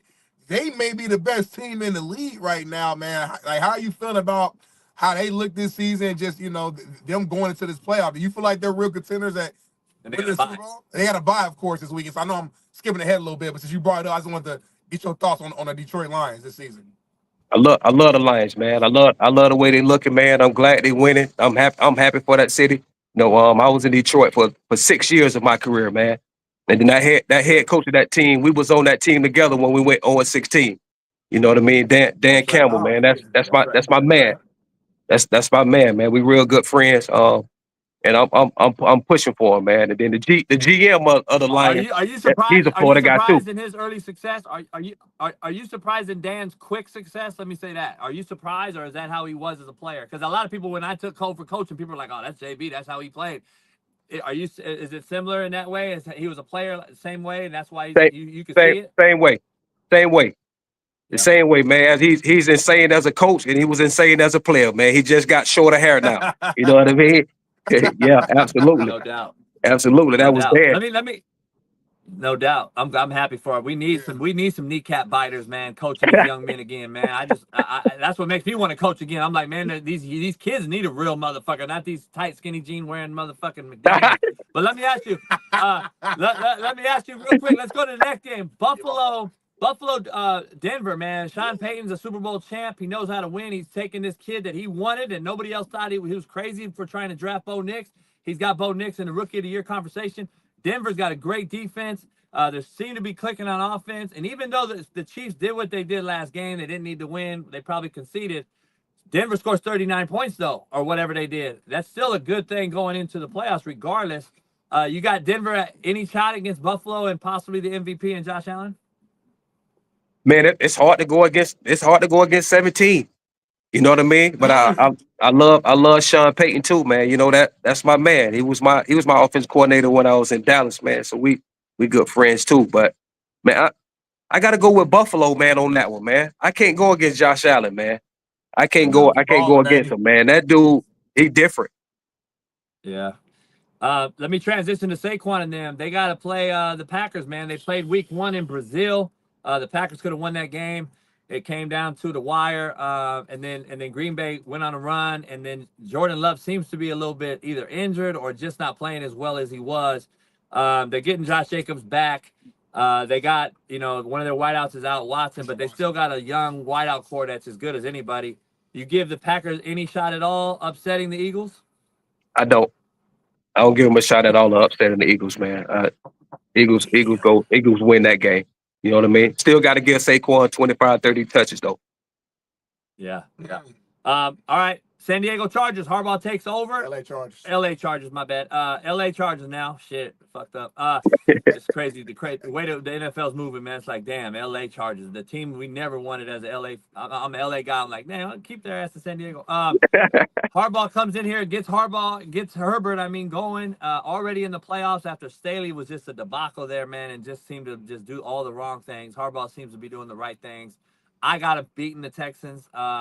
CJ Stroud's one of my kids too. Great kid, right here, SoCal native. Where you at with that game? Are the Chargers serious too? Can they win this game and then go up in the Chiefs in the second round? And that's my prediction. But where you at with Texans Chargers? I'm going with the Chargers, man. I like the way they're playing right now. I like what Harbaugh is doing right now too, man. So I'm going with the Chargers. I love the way Justin Herbert is playing right now too. So I'm going with them. We got 2 more games that, to me, these may be the 2 biggest games of the weekend. I'm gonna start here. Washington Commanders, Tampa Bay Buccaneers. They played earlier this year. I think the Bucs got the best of them. But for me, this is a pick 'em. Like I don't know. Like this can go either way. You got a Jaden Daniels who's been balling all year, rookie year. He doesn't know any better. This is his first playoff game, so he's gonna go in here just free and just gonna play like it's a regular game. Baker Mayfield, who has been actually balling this year quietly. I feel like a lot of people ain't really talking about his numbers and his success, but he's matured so much, and he's a legit quarterback. Here in this league. Mike Evans, another 1,000-yard receiving season. What's your thoughts on this game? I don't know. Man, to me, I feel with Jaden Daniels, man, he got ice in his veins, man. Like I feel like no game big. It's the game not big for him. You know what I mean? But I'm gonna ride with the Bucs, man. I think the Bucs go beat them. Now I gotta ask you this: is this Florida bias? Keep it real. St. Pete. No, it's not. Okay. Because I'm gonna be real with you. I hate the Bucs, bro. Really? I hate the Bucs, man. Call it now, motherfucker. Call it now early. Shit. I did not know that. Okay. Yeah, man. I hate the Bucs, dog. I hate them. Hey, but I'm gonna ride with them this week. Okay, man. Well, last one, man, and I know JB's. I know he's all in on one of these teams. You got the LA Rams. You got the Minnesota Vikings. Obviously, with the fires going on out here, the game got called to move on to Glendale to playing at Arizona. So that's unfortunate for the Rams, who fought hard all year to get home field advantage. But this is one of those scary games if you're a Vikings fan. They've been balling all year, but Sam Darnold didn't look good last week to end the season. The Rams, on the other hand, was resting their guys. Matthew Stafford's been there. You got Puka. You got Cooper Kupp, Sean McVay. I actually like the Rams in the upset. JB does as well. But who you got? I'm going with the Rams. I think the Rams go beat them, man. I think they just scary to me, man. The Rams scary to me, man. I feel like they underrated. I'm gonna go with the Rams. No, I hate that they lost Blake Corum though, but I still feel like they'll be okay. Broke his forearm. Yeah, Kyrie Williams did hold it down. Let me ask you: is it crazy to say the Rams got a path to the Super Bowl? Would you be shocked? I would. In the NFC, because in the NFC, I'm going Detroit. Yeah, and the Rams played Detroit well. I'm going Detroit to New Orleans.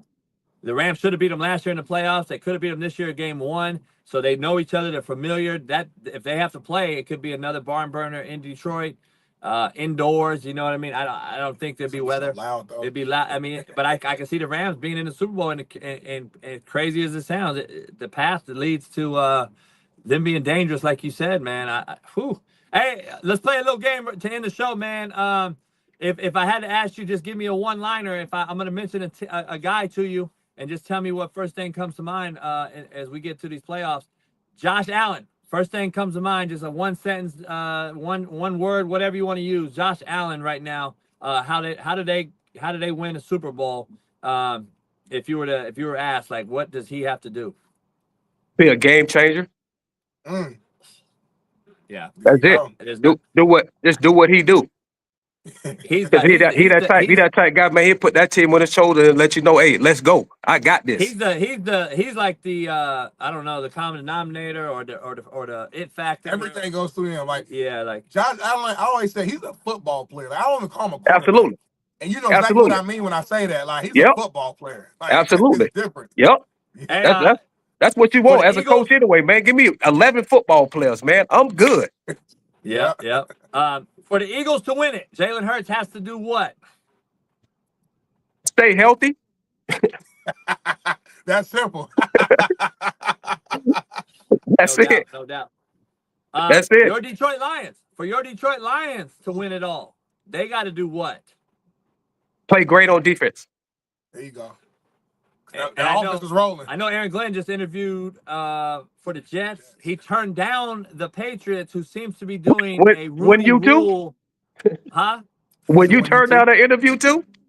Hell yeah. And I'm glad Aaron Glenn did it because I've been saying it with Smitty. I've been fighting this whole Rooney rule thing with Smitty for a long time, and Shaun King and all of us. I'm like, dog, I get why brothers got to take the interview, but at some point you got to turn them down if we're going to change the narrative. And I'm glad Aaron Glenn said, nah, fuck you. Aaron Glenn said, fuck you. I'm not doing that Rooney rule shit. Because I told Smitty, these agents, agents know who the fuck's getting the gig and who's not. And they know if you're getting a token interview or a real one. And I'm glad Aaron Glenn said no to the Patriots. The Packers, to have any shot, need to do what? Not turn over the ball, but that's on Jordan Love. Like, he has to play great football. Yeah. To win the Super Bowl, the Baltimore Ravens have to what? Run Derrick Henry. Yep. Run the ball. We know where it goes to. Run the football. Don't say it like that, though. Lamar, I mean, keep it real. Don't say it like, hey, Lamar struggles in the playoffs. Don't say it like Lamar threw 40-something touchdowns now. Yeah, and he did. He did. But when they want to win, that thing. They need to run the air out of the football, man. Run the air out that thing. Please. Hey. No doubt, because we know Lamar gonna choke. Both of them need to run now. Lamar need to run. Yeah, absolutely. Both need to run. Yep. No absolutely. Doubt. Lamar need to use his legs too. Yeah, he never uses legs in the playoffs. I think he listens to the media too much, and he just doesn't want to run because everybody's always labeled him as a athlete that plays quarterback. So he almost forces himself to throw. Lamar, use your gifts. I want Lamar to run. Yeah, that's the same thing his mama be telling him too. Yeah. Hey, factor cap, real quick. The Chiefs will be one and done. Factor cap. That's cap. He wrote a 10 with it like this. That's cap. I ain't finna mess around. I ain't finna mess around with 15 like that. Yeah. So hold on, what you saying? Are you saying the Chiefs about to repeat again? No. Not repeat, but repeat. No, I don't think they get there. But they're not one and done though. But I don't think they get there. I think Buffalo knock them off. Okay. So that means he got Buffalo beating the Ravens, and then he got Buffalo. So he got the Chiefs beating the Chargers. He got the Buffalo beating the Ravens, and then you got the Chiefs and the Bills in the AFC Championship games. What you saying? Which means you got the Bills in the Super Bowl. Yeah. Oh, Bills, Detroit. I need that get back though. They beat us. That's why. Yeah. But this one will be bigger though. I get to get back in the big one. In New Orleans. Yeah, absolutely. Hey, we'll end it like this. Factor cap. The Detroit Lions will hoist the trophy at the end of the season. That's fact. Come on, baby. I'm riding with them Lions, man. I'm riding with the 313 all day. You feel me? 7 mile, better mile. Yeah. Damn. Hey, it's gonna be interesting, man. It's gonna be hopefully it's a good playoff run Monday, so we'll see how it unfolds.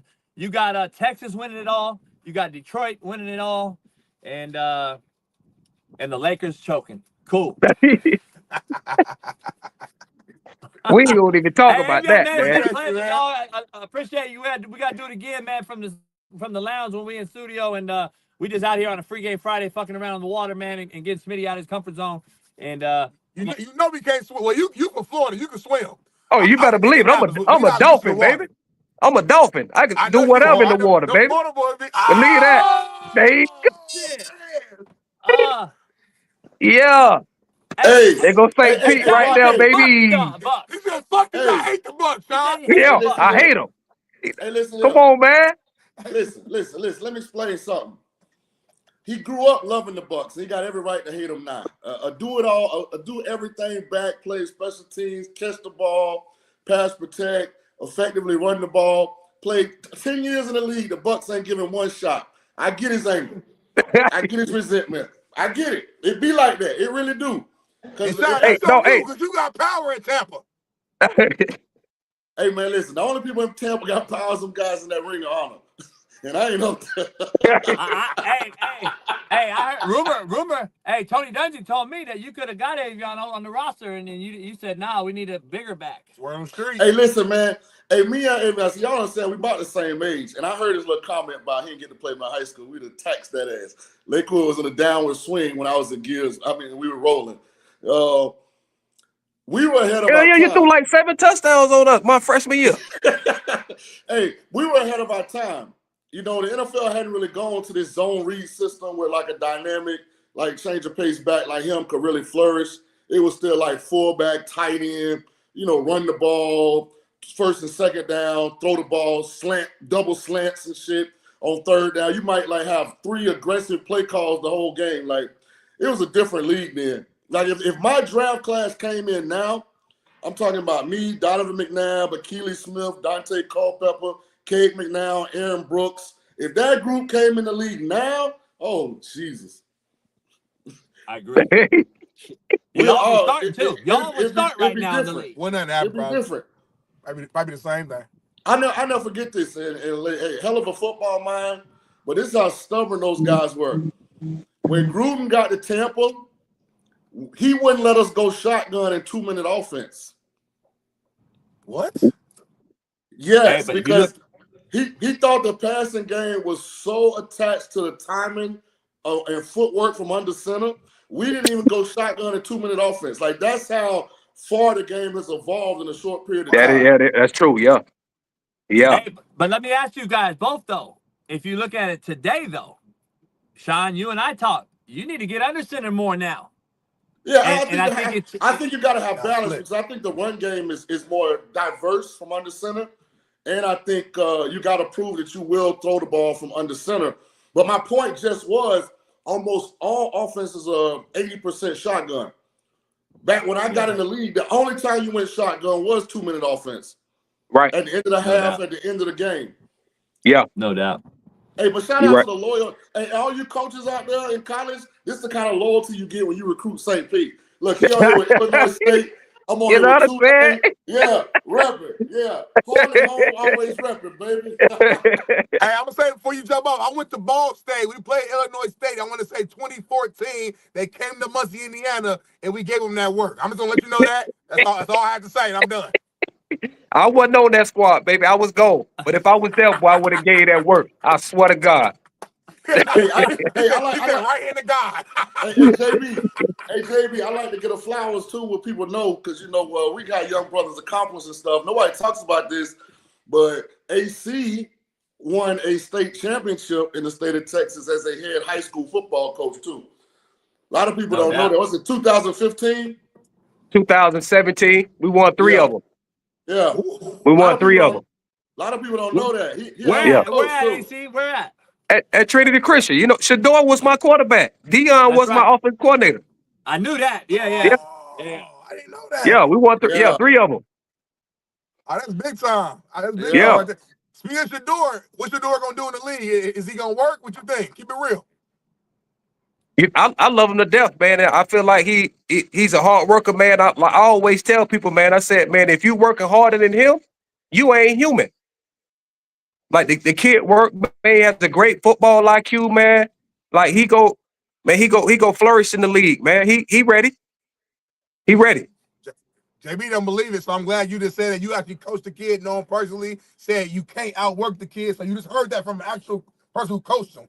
And he's not gonna lie to you. So why you yelling on me? Because I want you to hear me. Hey, AC, we grew up. Hey, Shaun, we grew up with a lot of hardworking motherfuckers that were shitty. That's true. Hey, I will say this, and I think what we're gonna... see, Shaun and I are on the same team on this motherfucker. No, hell no. Hell no, you're an extremist. Don't change now, homie. Don't change now. No, you are an extremist. You don't understand how to make a middle of the road point. Like he got to drive all the way off the cliff or all the way into the guardrail. AC, you don't know how to follow inside the lines. So I will say this, and here's what we're gonna find out: is the 2015, 16, 17 version of an obscure, unknown chip on his shoulder, trying to prove that in his own right, he's a legitimate prospect, Shedeur Sanders. Is that the same highly paid NIL, wants to be a celebrity rapper, wants to be a fashion diva? Is that the same version that exists in 2025? That's what we're going to find out. Because the kid, the AC coach, is not the kid that is at Colorado right now about to be in the draft. It's a different person. Yeah, he's totally different. Totally different player now. What I need him to do too. Now you got to start holding on to the ball too long because you ain't gonna be able to do it in the league, baby. You hit that back foot, that thing got to go. Can't hold on to it now. I guarantee for a fact that Trinity Christian AC won't let him throw the Audemars Piguet up. No, we do none of that. Touchdown. Right. We do none of that. Got $250,000 for the jury on during the game. No, we do none of that. We do none of that. I like the swag. That's the NIL Shedeur Sanders right there. Right. Hey, AC, man, I appreciate you jumping on here today, man. We got to get you back on, and good luck to your son, and we'll chop it up more, man, about that off air. But I'll holler at you, man. I appreciate you coming on. Enjoy the weekend. Yes, sir. All right. Hey, I appreciate it, man. Hey, Shaun, I love you, dog. You too, boy. Love you too, man. Blessings. All right. Yep. All right, brother. All right, peace. Super Bowl champion Shaun King is here, man. We didn't get a chance to play his video because we all good. Let's go into it. We got too much to talk about. Because first of all, hold on. I need y'all to do me a favor. I'm going to turn my head to the side, and I want y'all to take a picture and send it to me in the discourse. Discourse. My homie said discourse. Fuck Fuck this whole joke up. BPS. The whole thing messed up now. BPS like a He's trying to roast it, but he called it discourse. He don't know. Hey, He don't even know. Why hey, make a discord, joke? You don't know what it is. You said the whole thing, I'm sorry. Discourse. I mean, that was the most Roy, Shedeur Sanders ass shit I ever seen, Smitty. This dude stopped in the middle of a live sports talk show and said, hold on, let me turn to the side. Can some of y'all take a picture and send it to me? Boy, you changing, man. Hey, hold on, man. We had technical difficulties out here with the phone. Smitty has a fucking cricket phone, and his shit was going in and out, and so we got on the same fucking deal now. Now we sitting next to each other on the same seat you sat on that you were scared on the same water. You were scared. No, there's nothing scary about me. See, this is what, and I'm gonna be a little prejudiced here. Here's what the majority of white men don't understand about black men. We don't take open water risk. Y'all like to get on the open water, see how fast the boat could go, see how good the brakes work. You know what I mean? Y'all like to jump in the water for no reason. Brothers, we don't get down like that when it comes to the open water, man. How many black people have you seen get attacked by a shark? Zero. Because we don't go where the sharks are at. See, I was telling him earlier, right in the guy, I said, JB, when I die, it's gonna be some regular old, some regular shit. You ain't gonna be like, oh, Big Smitty was on a yacht and drowned in the middle of the ocean or got bit by a shark. I'm not putting myself in that position. I'm mad I'm on the motherfucker right now. Hey, I'm Smitty, here right now. Smitty, they were roasting you in the comments, and I just don't know how to actually text and get in the comments if I'm not on the show like I am now. They were calling you scared. I was like, well, first of all, JB just said it's pretty choppy out here. Then all of a sudden, he want to go fast. He went 55 miles per hour and go fast. Come on, man. That's white men stuff.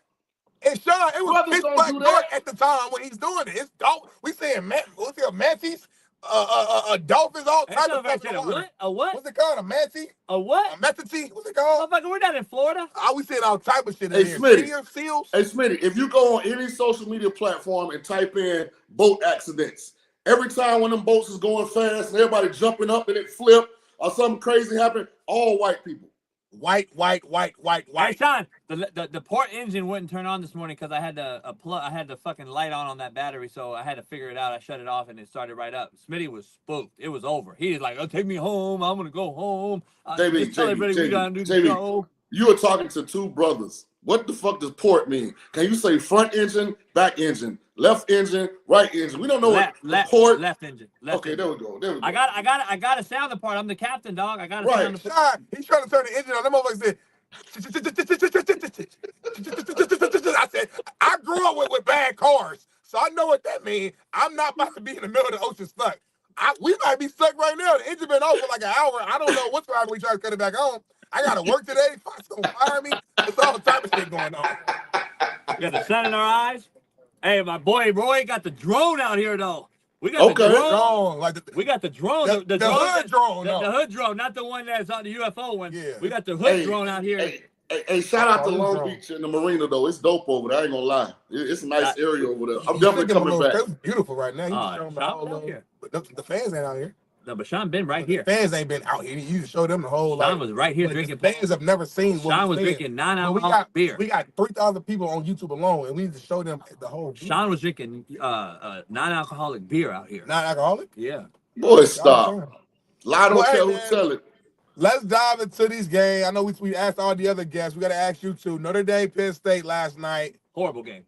Amazing game to me. Went out to the wire as expected, and a team that I predicted won, of course. Thoughts on the game? Thoughts on Notre Dame? Shaun, let's dive into some coaching parts of it right out the gate, though, to his point. Can we just talk about James Franklin, good friend of ours? Listen, you played to play overtime right there, don't you? Like, you lost the game for your players. I don't care what you want to say. Go to fucking overtime. You don't need to risk that shit at 30 seconds left, throwing that goddamn dagger in the middle of the field. I just don't understand what we're doing. Why we're not working the sideline, A, if we are going to throw it, and B, let's just run it out. Let's take our team to overtime to go to the finals. You got there. Even though we could argue you had the lightest path there and all that old shit. You had an opportunity to be in the finals today, and you, to me, you wasted Singleton's 3 touchdown performance. You wasted their O-line dominance. You wasted Carter's great play, half injured. I thought he wrecked shop and did a lot of things that you don't see in the stats. But Penn State had an opportunity to be in the finals today, and I thought James Franklin eliminated that by throwing that damn ball or allowing it to be thrown as the head coach. Play to go to overtime. Agree or disagree? So I love when a complex question is asked and I can simplify it for the audience by getting a shovel and digging up the actual root of the problem. They have not properly prepared Drew Aller for that situation. He has thrown that same interception in practice in the 2-minute portion of practice multiple times. You can tell it. And instead of jumping his ass and getting on him and holding him accountable, they've allowed him to get away with making the mistakes. You can tell it. You can tell by the way he plays that he's not coached properly. Because he's too talented to make the kind of decisions that he makes, to throw the type of balls that he throws. And that's why they lost. I mean, a quarterback with as many starts and experience as Drew Aller should know if that thing's not wide open, it's checked down to even taking the sack does not hurt us. And Shaun, overall, both quarterbacks, where are you ranking them at in that performance? I thought both were the national title games tonight. Yeah, I mean, whoever wins Ohio, hey Smitty, can you get off live? We own live. I'm a content creator. I'm trying to make. JB said he the leader of the show. He said make a video for the people right now, live on the show. That's what he said. Right, Shaun, I thought the quarterback for Notre Dame played horrific. And he did. He was terrible. I love that he shouted out Jesus. I love Jesus Christ and all that. I love that he shouted him out afterwards. I love to be honest, I love the younger kids using God and Jesus a lot more in speeches. CJ Stroud, I think CJ is kind of the one leading that brigade, and especially in the time that we are in right now. But anyway, I thought he played horrific. Jesus didn't help him enough, and he played horrible. And then I think that Aller just did he drop in stock to you? Here's what's interesting about Riley Leonard. And again, people, I'm not racist. I'm not prejudiced. I'm just comfortable telling the truth. Yeah, tell the truth. Shit. When you have a white kid that went to Duke out of high school to play quarterback and transfers to Notre Dame. And was a hooper, too. The one thing that I would anticipate, if I'd never seen him play, is okay, he plays with composure. And smart. He has a high football IQ. Yep. Riley Leonard is the polar opposite of what you would expect. He is chaos in motion from start to finish. I mean, he has all these unnecessary movements. It's like his right arm ain't attached to his left, his right leg ain't attached to his left, his torso ain't attached to his head. Like, he never just like makes you feel like he's in control. It always looks like he's about to stroke out after every play. Like, it's the damnest thing. I'm like, what am I watching? It's stroke out. It do. He look like he about to stroke out after every play, dog. It's unbelievable. That and who's the is Denbrook? That's the OC's name at Notre Dame. Yeah. Let me ask y'all a question. Jeremiah Love is a first-round caliber talent at running back. Who's hurt? But he's healthy enough to jump over people when they do give him the ball. How does he only have 10 carries? Like, I just don't get it. Hey, and who's the other one? Freeman? Who's the other back? Or Allen? Allen. Yeah, K-Tron. But Yeah, K-Tron got his carries. Hey, I PSA had him to as you the running back captain on coaches. my BetUS. Hey, PSA to you running back coaches out there. I don't give a damn what your regular season running back rotation is. When you get in these big games, conference championship, college football playoff, the big dog got to eat. I mean, they started the second half. Jeremiah Love came out cooking. He didn't play a snap on their second series. On the third series, it was play 4 or 5 before they gave him the ball. Like, it's Jimmy's and Joe's, guys. Your X's and O's got to be sound, but it's your Jimmy's and Joe's that win games. Give Love the ball, let him cook. Because you don't have a good quarterback. You're winning in spite of Riley Leonard, not because of. That's why I think tonight, I think tonight's a natty. Texas, Ohio State. This is the national championship. Whoever wins this. And who do you have winning? It all comes down to Quinn Ewers. I mean, I've seen Quinn Ewers have a big game at Tuscaloosa where he did everything right, but I've also seen him fall on his face last year, semifinals against Washington, Michael Penix. He did everything he could do to lose the damn game against Arizona State for 3 quarters.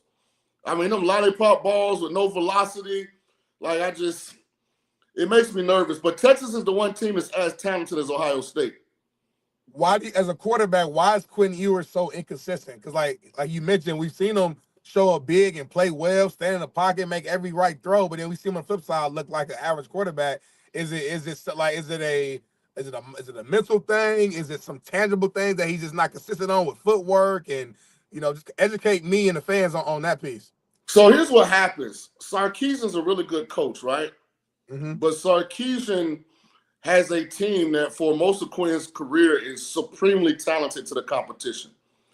Texas in the Big 12 under Sark, they've had the better team by far. And so all of those little screens and gimmicky, fake jet sweep, fake reverse, throw the slow screen, man, that stuff for most of Quinn's career wins them games. Yeah. Then all of a sudden Quinn gets in a situation where, that little gimmick stuff ain't working and he's got to drive the whole throw. Or he's got a guy not running wide open on the post. He's got to throw it with arch and pace and ball location. He's not used to doing that. And we'll see. I told Smitty right now, Shaun, while you were talking about Ewers, that I can't wait to drive fucking fast as hell on the way back. I'm ready to go back now slow. Hey, Smitty. Yeah. Hey, Smitty, do this, man. Anytime I get on a boat with a white man, when I'm driving to the marina, I just make a little video, and send it to somebody I love. Like, if this is the last time, like, these are the people I want to, come to the funeral. These are the people I don't want to be at the funeral. Yeah. If anything happened out here, it's because the guy I'm about to get on the boat with was being unsafe. Because I'm going to have my seatbelt on, and I'm going to be sitting there at all times. I'm going to do it right now live, and y'all just cut this like if something happened to me, y'all. So my family, mom, pops, aunties, uncles, best friends, I love y'all. I appreciate all y'all support throughout my life, my career. I know I haven't been perfect, but I've always, fought hard to just be a good character, young man. My coaches, man. Appreciate y'all, man. If I do die, and this is the last time you see me, please send my body back to the Far East Side and that. You can choose whatever funeral home you want. I just want to be back home. We far rocking out. inside of that. And we rocking. Something's happening. I'm with this crazy ass white boy. Something's happening. Who's just loopy We and starting to rock, Shaun. Something's happening. and likes earthquake, likes tsunami. trauma and likes to be there. We don't know. I don't know where we're at.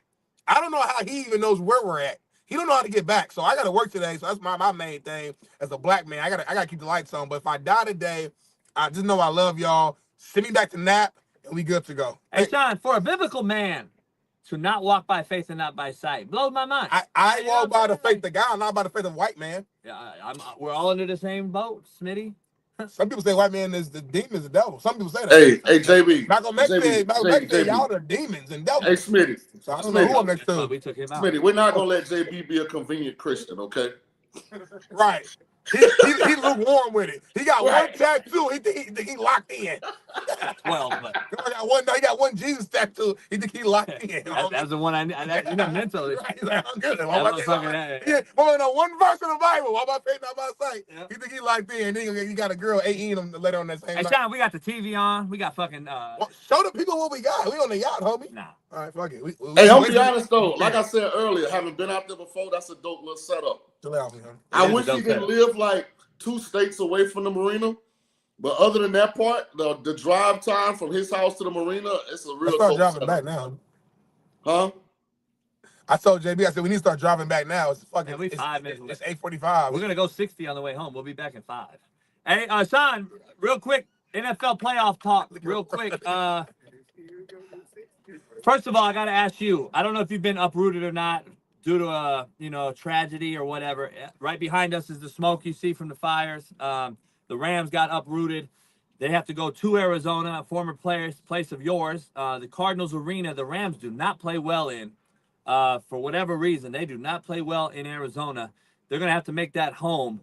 What is the mental mindset or makeup of a team that has to be uprooted, especially after you've earned your home field advantage, a 3rd seed, won the West, after all the trials and tribulations this year, Shaun, injuries and all the shit. Everyone voted us out. We're not going to be good. We're not going to make the playoffs. Now you host a game. LA's finally showing up crowd-wise, Shaun. And SoFi, it's always the opponent crowd that shows up. LA, the last 6 games have had LA fans. It looks like a real football fan base again. Where are you at with this? And explain to the fans what the mental mindset has to go through to get uprooted and not be able to play at home, hosting a Viking team who's been one of the best all year. Well, first of all, prayers to the country of California, because that's not one of the 50 states in America. Thank you. We're fucking. Y'all do your own thing out there in every way, shape, form, fashion. So I hope everybody, finds an answer, because I know there's a lot of questions being asked, whether it be insurance or why. Shaun, the police is pulling up on us right now. Just keep going. I'm dead ass. Just keep going, but go a little quiet. Take my picture off if the police come up. But I'll say this, you're right, man. The last couple home games, I was like, okay, the Rams got some home field advantage. I don't think Minnesota loses to the Rams. They don't lose to those kind of teams. Minnesota finds a way to beat these teams, although if the Sam Darnold that showed up against Detroit shows up against the Rams, then Minnesota's in trouble. But I would lean Minnesota to find a way to win this one. Popo, dog. They disappeared. That's Popo. I had 2 brothers on the boat. I'm the strength of the white man, homie. Because if it was Shaun, Smitty, and my former player Roy, y'all's getting pulled over. But anyway, hey, I just want y'all to know the optics, and I get it. I was listening to the show. I know Smitty had to get off his mic because y'all had a lot of kickback, whatever it's called. But y'all really look like a couple right now. So hey, Cats want to see us in the Coast Guard. I'm telling you what y'all look like. God. What is we were talking about? All right, so go back. Hey, if you in the chat, if you in the chat right now, and you was driving the Coast Guard boat. Jamie had his arm around. What's his name? What's my name? Booger McFarland. Look at that. Booger McFarland head ass. Milk dud head ass. I'm about to roast your ass. The motherfucking cops got us rocking and shit. D-Lo Brown head ass. If you in the chat, Dudley brother head ass. I'm about to roast you now. Fucking pigs. Go ahead. What? Talking shit out there, dog. Motherfucker's like 150 yards away. Big ass motherfucker. Hey, Shaun. Okay, so back. They call y'all Ebony and Ivory, Skipper and Gilligan. You laughing too hard. Good You time. laughing too hard, right? Shaun, they're having a good ass time. Right. Damn, Shaun, you been out here. Say the salad, eating motherfucker. I'm on the road this motherfucker. Oh, brown sugar and baked beans. Look at that. Sweet potato. Look down south. Gator eating motherfucker. Hey, they blowing y'all up in the chat. Hey, you ain't blowing us up. We can't see it. It don't matter. Then they saying. They don't do nothing to me. They're killing y'all. They say salt and pepper on the water. That motherfucker moving that guy. Oh, that cop. Hey, they call y'all cookies and cream. So y'all look romantic as fuck. That's like a roaster right now. Yeah, that sounds like a some Diddy. Right. They say look like some Diddy stuff on the yacht. Rikishi built that ass.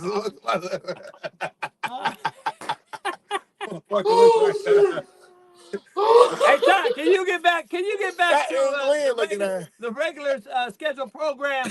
My bad. So you think the Rams are going to win? No.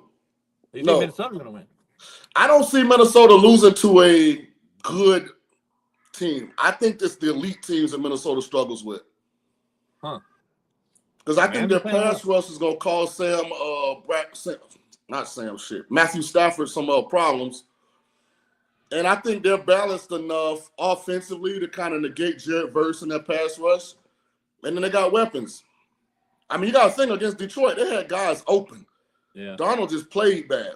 And you expect Sam to play better this week. Right. So I think the Vikings a little bit too much. I think if the Vikings lose, it'll be to the Bucs or the Lions. All right. Now let's get to the Ravens Steelers. We're fans of Mike Tomlin, both of us, obviously. This is a game. This is a game where Russell Wilson struggled last 4 weeks. They've lost 4 in a row. Shaun, any shot at all that Pittsburgh can keep this game tight? Hey, the chat say, why Smitty got his arms folded now with his back to JB? Not really. Yeah, we're about to turn it. Football. Yeah. It's the last. We're about to get this motherfucker. We're about to turn this motherfucker to a roast. Hey, my bad, man. My bad. I'm sorry. You look like a empty condom. Hey, my bad, man. My bad. I apologize. No. We good. I want you to go that route. Yeah, I want you to do that shit. We're like Meat Wad from Cartoon Network. All right, go ahead. They said John Russell. The sun is right in my motherfucking face. Hey, they said John Russell Wilson and Sierra. What you say though? What you say, homie? John really enjoying this now. Right. He's really enjoying himself. Right. Hey, I apologize. All right. You know, I'll say this. What'd you say? Who's the OC in Pittsburgh? What's Buddy's name? Arthur Smith. Arthur Smith. He has been the most non-creative play caller, play designer I've seen the last quarter of the season. Oh, hold on. Let me ask you though. Every single year we talk about the OC being non-creative in Pittsburgh. Yeah, it's amazing. I got to go back. Is that a Tomlin thing? Yeah. So I would say this, having been there for the Bill Walsh internship when Haley was the OC, he doesn't really get involved on the offensive side. You know, he manages the team. He sits in the defensive meetings. He never really came on the offensive side. But as a head coach, and you know, it resonates, man. It permeates through the building. You're a defensive-minded guy, and this is the hard-nosed head coach that you are, and you're Mike Tomlin, and we want to run the football even when Big Ben was there. Run first, play defense, even with Big Ben. You think the OCs are kind of like treading on eggshells because they're scared to do something, take a shot vertically, get vertical, I mean, Russell Wilson got a great deep ball, one of the best in football history, and we're not seeing it. Is that you think there's some eggshell in there? At the end of the day, if the same problem exists, it falls to the lap of the head coach. Yep. And I think Tomlin's an elite coach, but you can't really argue back that one or two things is true. His major deficiency is he struggles to hire the right OC and evaluate the right quarterback. That's what's hindered Pittsburgh. Lack of creativity from play design and play calling and inconsistency at quarterback. But people are going to jump on George Pickens for those drops. But my thing is, when you have an enigmatic talent like George Pickens, how can you allow yourself to go the entire first half and he only have one target? You know what you're going to get. If you got a dude at receiver, JB, that you know get emotionally hijacked, the last thing you could do is go a whole half and he get one target. And he's open. I agree with you 100%, but I also I bit back at you on your tweet last week when that game happened and we saw it. He's also a shitbird of all shitbirds. But you know that going into the game. Yeah, I agree. And when you're a shitbird, though, at some point you have to be called out and say, "Hey, man, I'm the motherfucker in the pocket here taking hits and having to navigate the pocket and find you. So just bear with me, motherfucker." Like, that's the problem I have with him. Like, he seems like he's always gonna like bitch and moan regardless. He's been that way so far, and Pittsburgh just seems to always have that one wide receiver diva. And I don't know if Russell Wilson's mental capacity can handle a guy like him. Ben could handle an AB. Ben, you and I and all of us can handle an AB, a Diggs, a shitbird. I don't know if Russell is that guy. Like, that's the problem I see. And it's almost like, damn, I like Russell. I thought that was the right move. I love Justin Fields as well, being dynamic. But at some point, is Justin Fields' name going to be brought up as playing a series at least in this game? I mean, here's the conversation I would have with Russ and Justin. Russ, we've been stagnant offensively. I think a lot of it has to do with you've been too conservative. Like, when you watch Russ play the last 4 games, he's not even attempting to throw the ball down the field. I can tell when he gets the snap, he's just buying time to throw the check down. For whatever reason, he does not like to utilize his athletic ability. You see the game that they played the Ravens where he ran and fumbled at the goal line? When he scrambled, they were successful. Like, so I would tell him, listen, Justin, be ready. Russ, I want you to be aggressive. I'm going to call the game aggressive. If you look like you hesitant, then we're not going to hesitate to go to Justin. Like, you can't play in a box and beat a team like the Ravens because you're not going to completely shut that offense down. I mean, they're going to find a way to score. Derrick Henry going to break a run. I seen the baby good. No doubt. Yeah. Mute my phone. Yeah, for sure. Hey, Shaun, let's talk about the other games real quick. So you got the Ravens winning. No. I think it's a fourth quarter game. I think Pittsburgh's in it late. I don't know who's going to win it, but I think one of the best bets of the weekend is plus 9.5 with the Steelers. I would never lay that kind of number. I agree. Follow BetUS. Head on over there today and take that because I'm going to take the same thing. I disagree. I'm going with the point. I think Ravens going to put belt to ass. Yeah, BetUS, the promo code Coach JB for a reason. Here's the reason why I say that. Tomlin, I just got to go with history. Tomlin don't get blown out in playoffs. Yeah, they going to show up defensively. Yeah. We'll see. Lamar locked in. I agree. I think they covered the 9.5, though. Let me ask you this. Let's go on around the league. The Chargers, Texans. Texans winning outright. Oh, wow. What? I got Texans winning outright. Wow. Is that your heart? No, this is the game where the Chargers' lack of weapons offensively gets exposed. But Cocky's a bad boy. Bailey said question mark. No, he's not. You don't like McConkey? Yeah, he's okay. I worry when a guy gets tackled. Every time he gets tackled, he gets up like his season's over. I'm with you on that, actually. I'm not as high on him as a lot of people are either. I think he's cool in Harbaugh's system, but again, they're going to have to do in the offseason. They're going to have to They got to upgrade their personnel around Herbert.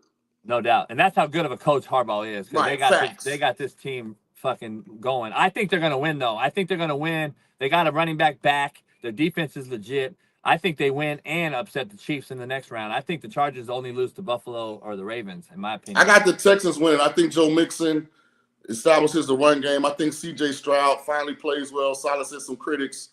I'm going Texans as the home team in this one. I just think they've lost too much on offense. I think that the issue is they're like the Steelers. They're coming in reeling. And I think you have to have some, you know better than anybody. You lose 4 in a row, you lose 3 out of 4. I just think it's hard to get that momentum back. And a team like the Chargers who've won 2 in a row and the Ravens who've won a few in a row, I just think going against teams that have lost a few in a row. The morale is down. Mentally, I don't know. I had the Chargers. Where you at with does Green Bay have any shot at all to upset the Philadelphia Eagles? I don't know how healthy Jalen is, Hurts.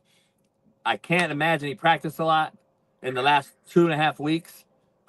You and I know that matters. I don't care what anyone thinks. That matters a little bit in this system. And I'm sure they've been game planning for Saquon to touch the ball 30 times, especially not playing last week after going after the record.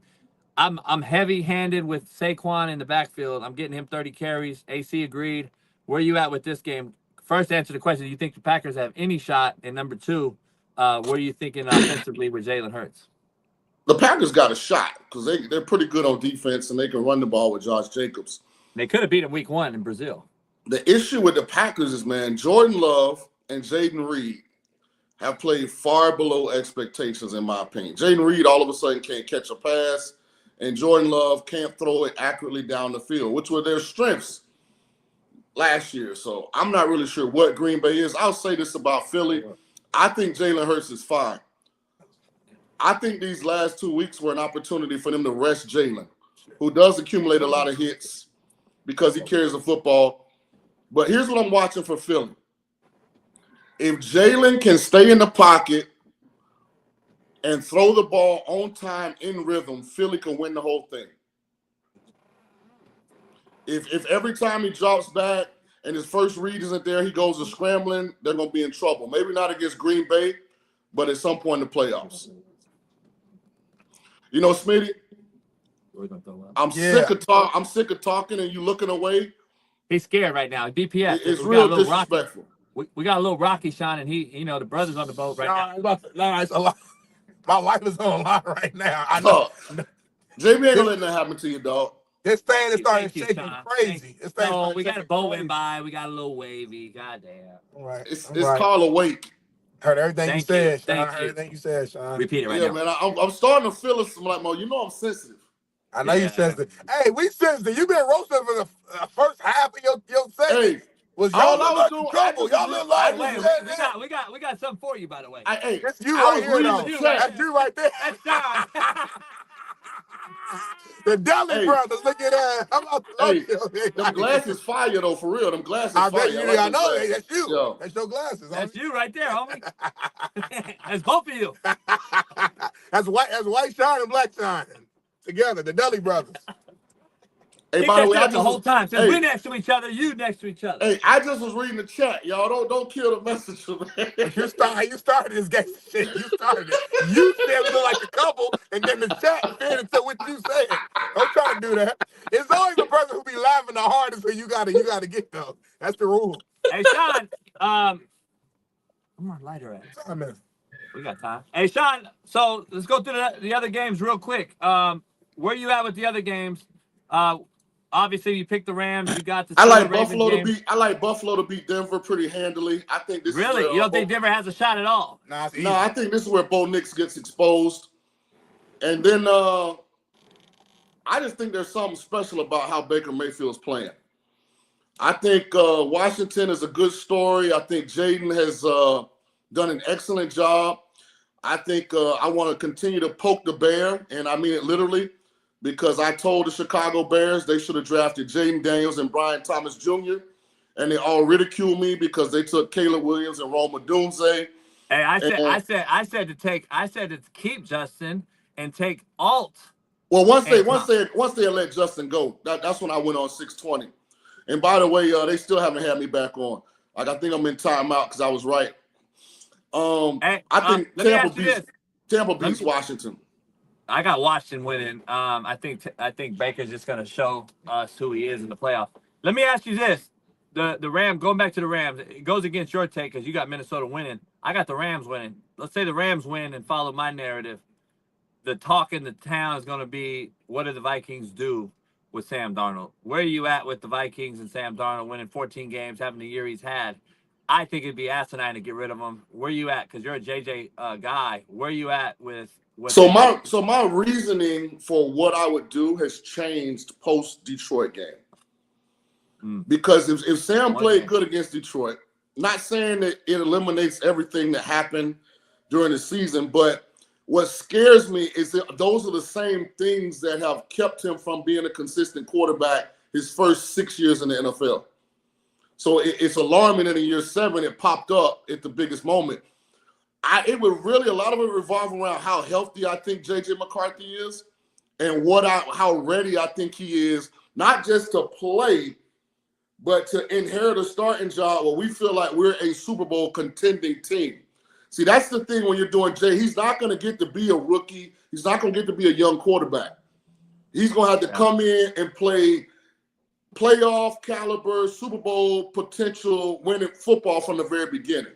And only they know if they think he's ready for that or not. Yeah, it's going to be interesting. Because you can always franchise Darnold for 1 year. Yeah, and that's the only reason I'm saying, like, it's hard to find an OC head coach combination play caller with the quarterback that has, it seems like they have a pretty damn good I think the bigger question, because it's a longer term question, is what does the Niners do with Brock Purdy? Yeah, well, I agree. I think Sam Darnold should have, I mean, that was me. I would have kept Sam there. But I gotta give him a team friendly deal. If he don't accept, let him go. So let me ask you a question. Let's say you're a football agent. Yeah. And you just saw what Tua and Dak and all those guys got. Trevor Lawrence. And your kid been on a 7th round rookie deal. You ain't trying to hit no team friendly. You say, motherfucker, we've been team friendly for the first 3 double years. Nickels. Yeah. 55. If I'm the agent, I'm going for 55 or better, for sure. Right. 55 or better. But I'm saying if I'm the Niners, it would be idiotic to do that because we saw this year that he's not the guy that he played better at the end. The troops. Yep. He played better at the end. Yeah, but sure. But I'm saying even with that, we saw what the Niners were. And bigger than Purdy, we see quarterback play like a Joe. Let's use Joe Burrow, for example, right? Amazing year individually. Hey, they still miss not to cut you off. I lost track of the time. Lil Shaun got to be to school. I got to take him to school, y'all. Shout out Lil Shaun, man. Have a great weekend, We'll see you next week. We'll see you Monday. It's perfect time anyway because we're about to head back anyway. So we're going to go ahead and start these engines back up and slowly get back 5 miles per hour, man. And it's chat. Make sure we send in that. We're not going to slow Send in them C notes. We're going to go slow. Send in them C notes because JB's going to jump in the water if he gets to $20,000 by the end of the show. I think we're at 1,000 right now. We need 19 more thousand by the end of the show. So for everybody saying 100, it sounds impossible, but really, if 200, if 2,000 y'all sending 100, we good. We there. So 2,000 sending 100, he'll jump in the water, and we'll end the show with a bang. So where we at? Did you get back on your phone at all? I could. Up there, though? I could. I would. No? They don't hear my voice. What? Hold on, fellas. Before Smitty moves, why don't we give your NFL predictions for the weekend? I bet. Let's do it. Let's pull the schedule up again just so we can see it. I'm gonna give you my full rundown here. So we got Bet US, by the way, Smitty. Give the. First of all, shout out to Bet US, man, the #1 source for all your sports betting needs, man. Listen, go to Bet US, use promo code JB, bet up to $2,000 and get 150% bonus plus insurance plus protection, man. Go in there right now. Tell them that code JB Big Smitty sent you. When I go to Bet US today, these are the teams that I'm betting on right now. I'm going straight up money line. I don't care about nothing else. We got the Chargers over the Texans. I like what Justin Herbert's doing. I like the running game, I like the defense, I like the momentum. I think that's going to be an easy win. I like the Rams over the Vikings. Let's get the left one now. Hold on, y'all. This is big. Hold on. Try to start the engines up. God is good. God is good. No, God ain't good. This is normal. All right, pull it back up. All right, I got the Bills over the Broncos. Broncos, good story, good season. They're just not ready to stop Josh Allen. Got my face. Of course, I got the Baltimore Ravens over the Pittsburgh Steelers. I'm all in on the Ravens and Lamar Jackson, and the Steelers are on a 4-game losing streak. I got the Washington Commanders over the Bucks in a very close one, a very tight one right there, man. I just like what Jay Downs is doing. I like that D-line for the Washington Commanders, Sheldon Day being a veteran presence there, Bobby Wagner, a linebacker. I just like what they're doing with the Commanders. Oh, Packers and Eagles, man. It's hard to believe the Eagles after this great season with just losing a wild card or in the first round. Yeah, regardless of what's going on with Jalen Hurts, I got the Eagles. I think they get Saquon the ball 35 times, regardless if Jalen Hurts is playing hurt, if he's not healthy, whatever he is. Saquon's gonna get that ball if they want to win. And then last but not least, I got the Rams over the Minnesota Vikings. I don't know, man. I trust Stafford over Darnold.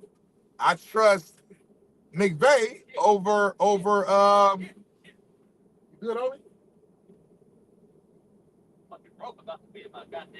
I trust McVay and Stafford more than I trust the other side, man. So I got the Rams winning that. I know it's gonna be in Arizona, so that's kind of tough in terms of just you fight all year long to get home field advantage, and then you end up having to play somewhere else. But you gotta do what you gotta do. So those are my picks, man. Go to Bet US and follow Big Smitty's picks right there. Money line, everything. Put it in a parlay. Probably put in $100 and you might win 10,000 if you get all those right. So that's me. I'm over. Make your picks real quick before you take off. Whatever you listen to, Darnell's dollars. That's a new segment. Darnell's dollars. Don't use them because those are horrible picks. I'm taking Washington to win it on a money line. I said that.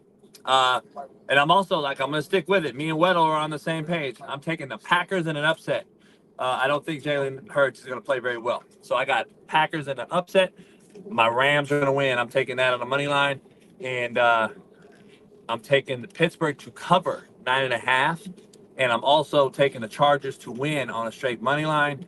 Chargers win that one. And that's where I'm at. And you know me, I'm a Rams guy, so we're gonna be in the Super Bowl. And the last pick, I'm taking Denver to cover the points. I'm taking Denver to cover in a Buffalo matchup. So there it is. Head on over to Bet US today. 150% bonus on your first deposit. Bailey, where we at? What we got going? We got 30 minutes. We got about 30 minutes left of the show, and I just want to go fast. We got 13 minutes left. What's Smitty? Oh, that's Roy. What up, Roy? Where's Smitty all at? black people looking like Bailey. Oh, come on, dude. I can't even see. Stop. Get on your phone. I'm about to right now. Smitty's going to log in again, and then you can back and forth mute it because I want to go fast. I want to scare the shit out of some brothers up here. I want to put the music on. Ah. Your trademark. Copyright. Trademark. Yeah, don't play any music, JB. We'll get flagged. Bailey, where we at? What else is going on today? The Cowboys announced that Mike McCarthy, they'll announce to actually keep him for another season, work for a new contract. Jerry Jones. What are your thoughts on that? Is what it is. I don't know. I think he's a lame duck. That means because you know what? He's hamstrung by the Dak Prescott signing contract. That's the reason. That's the reason. I'm telling you right now. They're gonna keep him, man, because all the players love McCarthy. They've been all backing him. Jerry Jones is just making comments in the media for negotiation purposes. He didn't let McCarthy interview with some team recently. That's a good sign in McCarthy's favor. Are you on? So that's what's gonna happen. I'm in the backstage, but they probably can hear me through yours. Bailey, bring Smitty in and see if he could talk. We can hear him. I mean, we can hear him. I just got to mute me and bring him in. So JB's about to go fast, y'all. He's about to go fast, and just pray for us, man. I'm trying to make it back. I got my laptop with me. You know, I got 2 important meetings at 10:30. Then I gotta go to work, and so just pray. I got my boy Roy. Roy, tell the people real quick. Hey, what up, y'all? That's What up, it. bro? Roy don't give you a lot of words. Roy really in the field for real. So he what up, and that's it. He moving on. He ain't got too much more to say. You know what I mean? So it's a beautiful day out here, though. I will give JB that. He been talking to me on this yacht forever. I've been on it, but when I came on it last time, he had me working, so we didn't get a chance to take off. First time I took off, you had me working last time, homie. He said, come on, come to the yacht. We'll have a good time. I'm carrying ice and all snacks, all types of stuff. So How were the views today, Bailey? How were the views on the yeah, Bailey, yeah, just stay in for me because I didn't see like what were the numbers, what were the viewership. We have right now we're at 5,000. We're at 5,000 on all platforms, 1,500 on YouTube. So We appreciate all the members and those watching, tuning in, and become a member if you haven't, because we've been members only this entire show. Betty, was Leah here today? Did you see Leah? Leah in the chat, I have no She wasn't idea. here? Smitty. No idea. She said she was gonna be here today. I was curious. You see anyone, any bros? Look at my view, y'all. Sailboats. So we're gonna be giving out rides, y'all, the rest of the year. If you want to get a ride, email or DM Jason, and we'll set up rides for members only who are local here in LA. You'll be able to ride with JB and Big Smitty. Yeah. Smitty, seriously.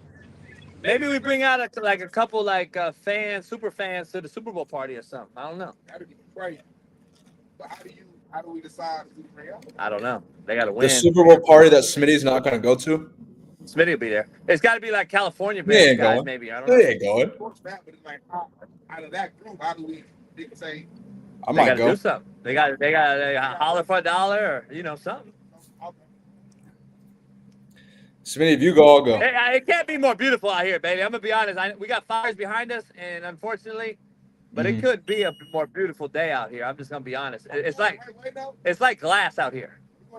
Don't worry about it where we're going, but it's like glass out here, Bailey, on the water. Really?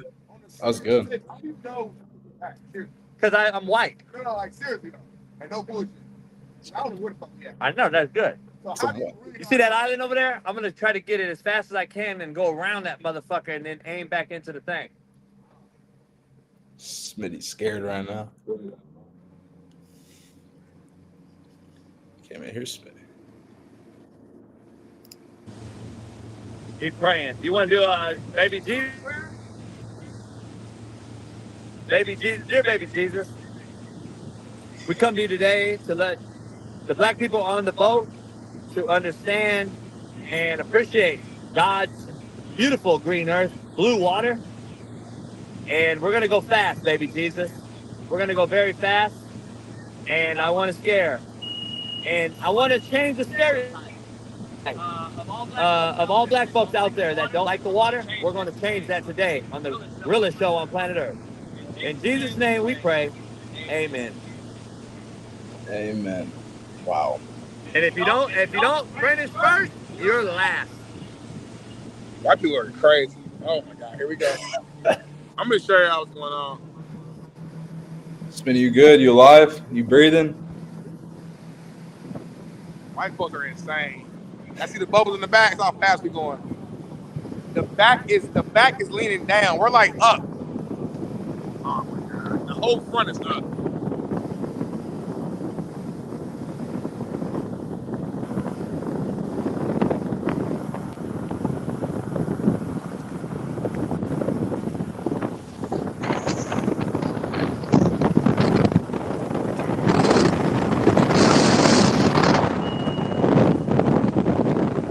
Realest show on planet Earth. Hey, much love to everybody out there, man. And baby, let's call it a wrap, man. And we'll see you guys Monday.